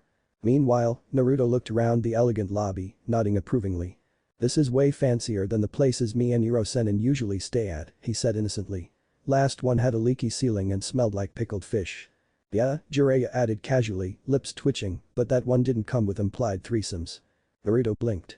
"Implied what?" Tsunade didn't answer. She just turned very slowly to face Jiraiya with the cold, deadly calm of someone mentally calculating the square footage required to bury a body. Jiraiya took one step back, hands raised. Hey, don't blame me. I didn't say anything. I just. Not. Another. Word." Naruto, still confused, glanced between them. "Did I miss something?" Tsunade massaged her temples with both hands. "Just go pick a bed, Naruto." "Sweet. Do we get those little chocolate mints on the pillows?" Jiraiya snorted. Tsunade sighed like a woman already regretting every life decision that brought her to this moment. "I don't get adults," Naruto muttered to no one in particular, rubbing his temple like he was already too tired to try. "It's like all of you are speaking in riddles or something." Tsunade let out a tired huff and mirrored the motion, pressing two fingers against her own forehead. "Kid, if you stick around Jiraiya long enough, you'll stop trying to make sense of anything. It's better for your sanity." "Hey." Jiraiya barked, sounding more amused than insulted. He struck a dramatic pose, one hand over his chest like he'd just been accused of treason. "I'll have you know I am a model of wisdom, guidance, and long-suffering mentorship." Tsunade didn't even spare him a glance. "Sure," she said flatly, tone as dry as kindling. Naruto chuckled despite himself, the tension of the long day slipping from his shoulders. He kicked his feet gently from where he sat on the edge of the ridiculously fluffy bed, looking more relaxed now than he had since arriving in town. "Guess I've got a lot to learn, huh?" Tsunade glanced sideways at him. The corners of her mouth twitched, just barely. That laugh, that grin, it was pure Kushina. And yet, the quiet resilience behind his eyes, like he'd seen more than most boys his age and kept smiling anyway, that was Minato all over. "You've got so much to learn, kid," she thought, watching him with a gaze more thoughtful than amused. "But if anyone's stubborn enough to survive it, it's you." Before she could speak, a soft creak echoed from the door at the far side of the suite. The adjoining room opened slowly, and a familiar figure stepped into view, dark eyes alert, posture practiced, calm, and composed. Shizune. Her short black hair was pulled neatly back, her medic nin uniform crisp despite the travel. Tun peeked out from her arms, the tiny pig snout twitching at the unfamiliar scent in the air. Shizune took one look at the trio and stopped dead. Her eyes narrowed slightly. Not aggressively. But enough to say, "I know trouble when I see it." Her gaze flicked at Tsunade for a beat, then back to Jiraiya. And finally, it landed on the strange blonde boy who had made himself entirely at home, flopped on the inn's pristine bedding like he'd grown up in luxury. The silence stretched. "Lady Tsunade," she said slowly, evenly. "What's going on here?" There was no panic in her voice. But her stance shifted just slightly. Feet bracing, shoulders squaring. It was subtle, born of long years at Tsunade's side, of watching her get pulled into half-baked chaos and high-stake situations. Of being ready to step in if the wrong shadow ever followed her inside. Her hand moved instinctively, sliding Tun into the crook of one arm as the other dropped casually to her side, close enough to her pouch for sedatives, scalpels, or a paralysis tag. Just in case. Jiraiya, still leaning near the doorframe with all the smug confidence of a man who'd survived too many assassination attempts to take anything seriously, lifted both hands in mock surrender. "Easy, Shizune," he said, smiling that infuriating, lazy grin of his. "No missions. No poison. No ambush. Cross my heart." "You've crossed a lot of things," she muttered. He gave a mock gasp. "Wounded?" Tsunade pinched the bridge of her nose. "Shizune, stand down. He's not here to drag us back. Just to make everything more complicated." Tsunade let out a slow, long breath through her nose, folding her arms beneath her chest in a quiet show of agreement. She knew that look in Shizune's eyes. Sharp. Alert. 1 second away from taking over the situation if things went sideways. She trained her to be that way. Counted on it. But right now, it wasn't needed. Not yet. Jiraiya, for once, seemed to sense it too. He adjusted his stance, his usual slouch straightening ever so slightly. His grin faded as he purposefully kept his gaze locked at eye level, well away from Tsunade's narrowed, suspicious stare. "Smart man. We need to talk," he said at last. The humor bled from his voice in an instant, replaced by something heavier. Worn. Serious in a way that made the room feel smaller. Without another word, he reached into his coat and pulled out a thick scroll. It was old. The edges frayed, the inkwork faded in places but the seals engraved along its surface glowed faintly with the shimmer of a recent refresh, like someone had spent hours recharging the chakra layers just to preserve the contents. He held it out to her. Tsunade took it with a furrowed brow, her grip steady, even as something colder settled in her chest. "What is this?" she asked. Jiraiya's voice was quieter now. "Medical records. Naruto's. Everything they've kept on him in Konoha." Her eyes narrowed. "How much is in here?" His answer came without hesitation. 12 years. Her breath caught. The words echoed in her ears. 12 years. Her fingers tightened around the scroll.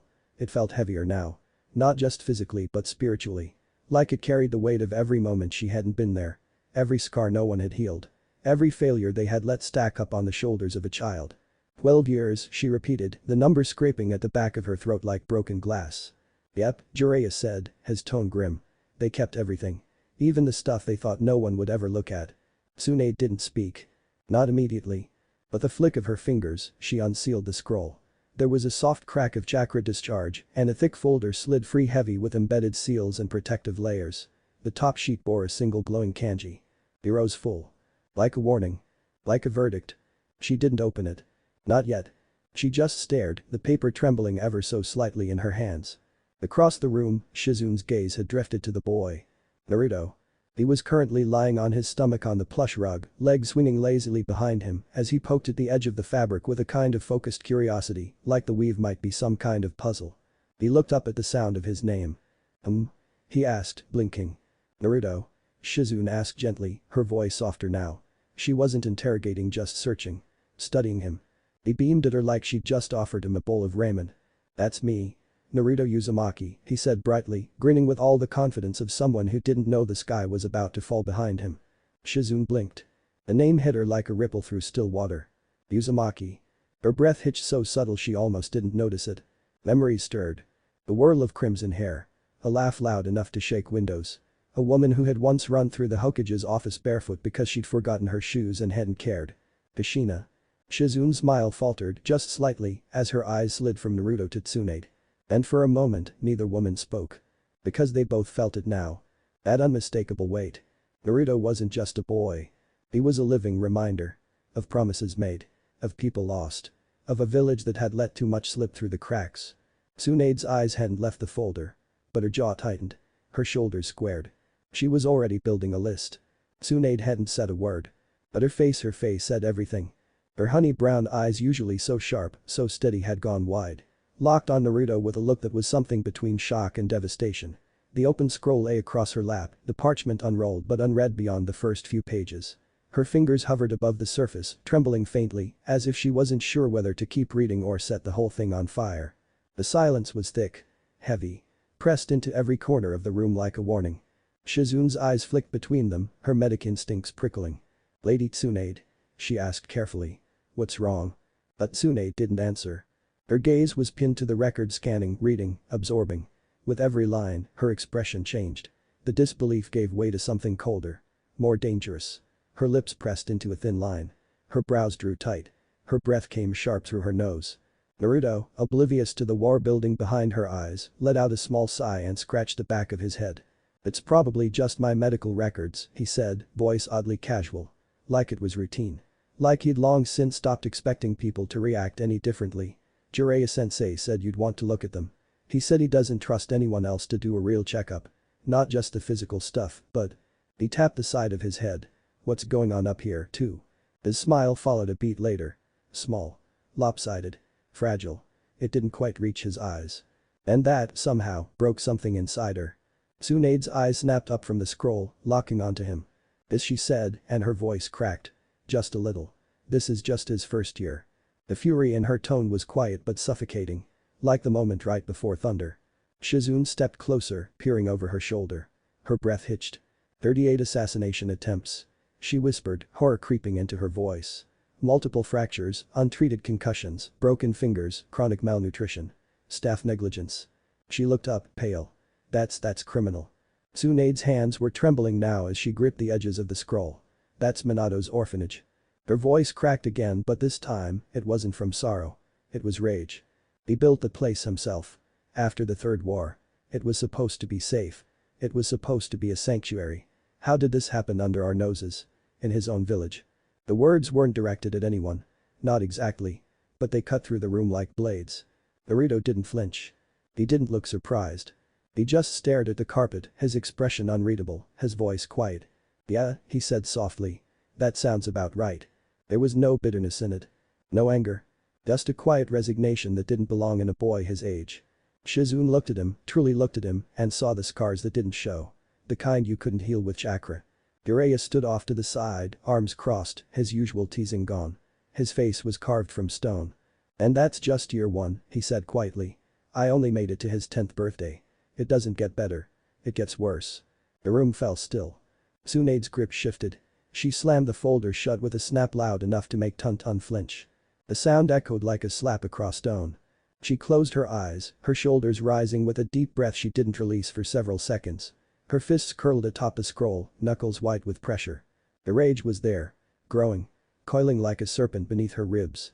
It wasn't explosive, not yet, but it was rising. Slow and sharp. The kind of fury that built in silence and ended in ruin. They let this happen. In Minato's village. The Kushina's child. When she opened her eyes again, they were dry but they burned. Her thoughts were a tangle of names and faces, some beloved, some bitter. Minato. Kushina. Nawaki. And now Naruto. But the ones that twisted deepest weren't the dead. They were the ones still alive. Makoto. Her name surfaced in Tsunade's mind like acid, the syllables tasting like betrayal. Where the hell were you? You were supposed to be Kushina's closest friend, her confidant. If anyone knew Kushina's wishes, it would have been you. You had to know. She would have made you godmother. She would have trusted you with his life. And yet nothing. No protection. No whisper of intervention. Just silence. And then Tsume. The name struck like a blade through memory. You two were inseparable in the academy. The infamous pair Kushina and Tsume, Storm and Fang. She loved you like a sister. And you? You let this happen. You all let it happen. Her fingers curled into fists atop the scroll. Trembling. White-knuckled. She reached for the sake bottle on the low table beside her with sharp jerking motion. The cup filled too fast, sloshing slightly over the edge. She didn't care. She downed it in one gulp. The burn tore through her throat, harsh and unrelenting. But it couldn't drown the fury.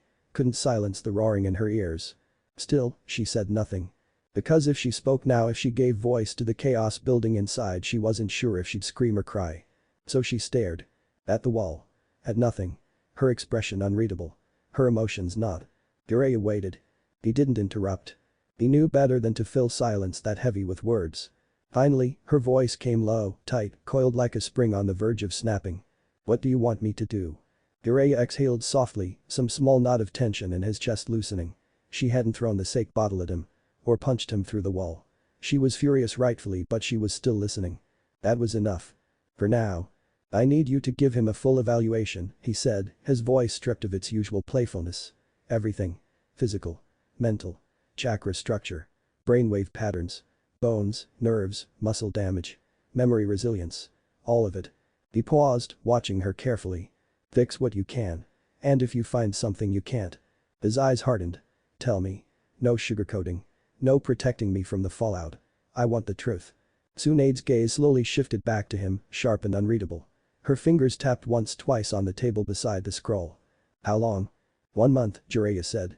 "Maybe 6 weeks. Depends on when the intel hits." She arched a brow. "Intel?" "I've got a deep cover report coming in," he said, his voice quieter now. "One of my spies is pulling something from underground black market chakra trafficking. Organs. Stolen jutsu scrolls. Root-level corruption."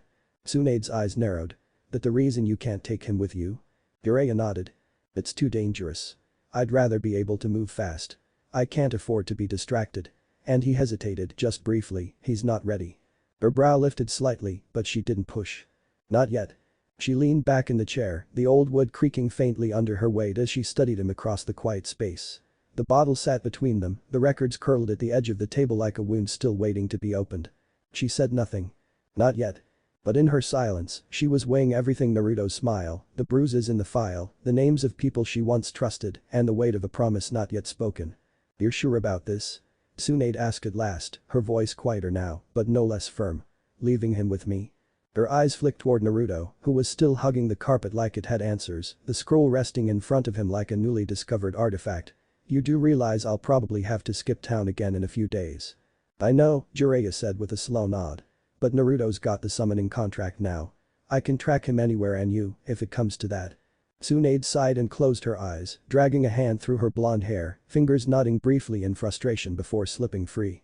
Fine, she muttered, voice lined with reluctant acceptance. But you owe me for this, Jiraiya. Big time. His grin was weary, but it reached his eyes. Anything you want. Tsunade cracked one eye open and raised a brow. Careful what you promise.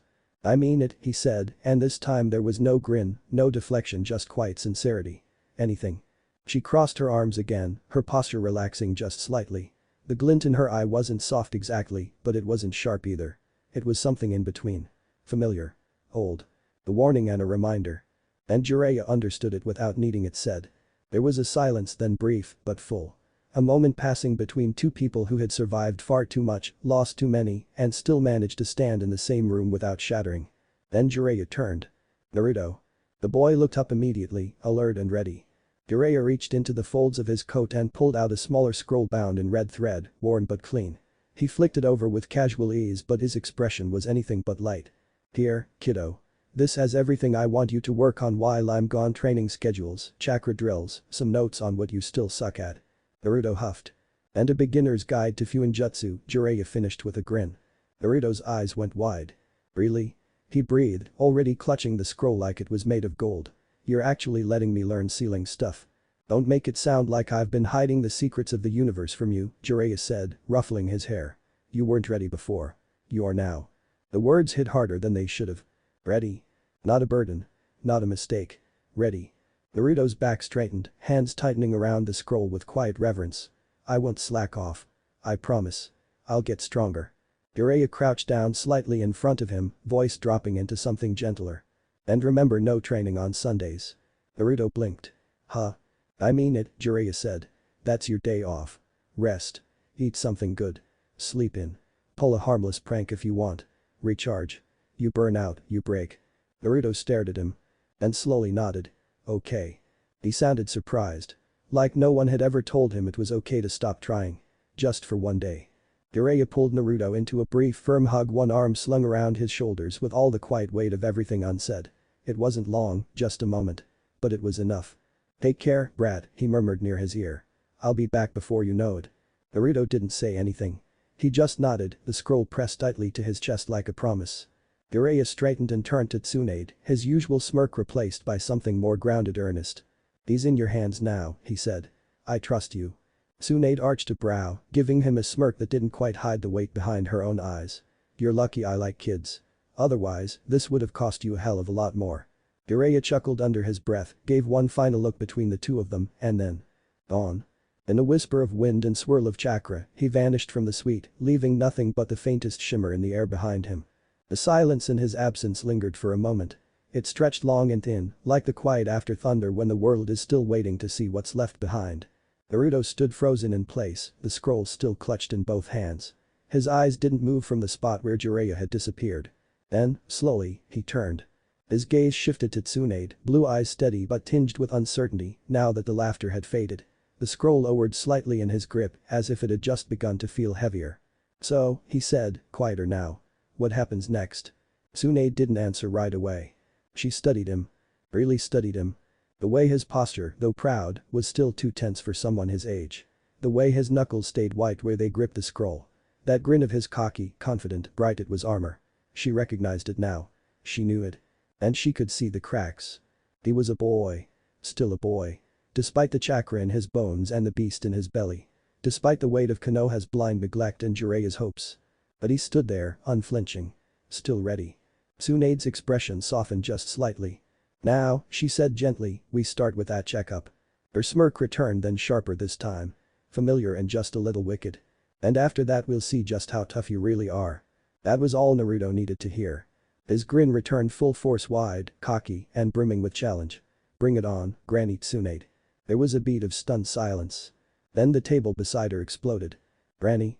Tsunade roared, slamming her fist down with such force the wood cracked, split, and detonated into a spray of splinters and dust.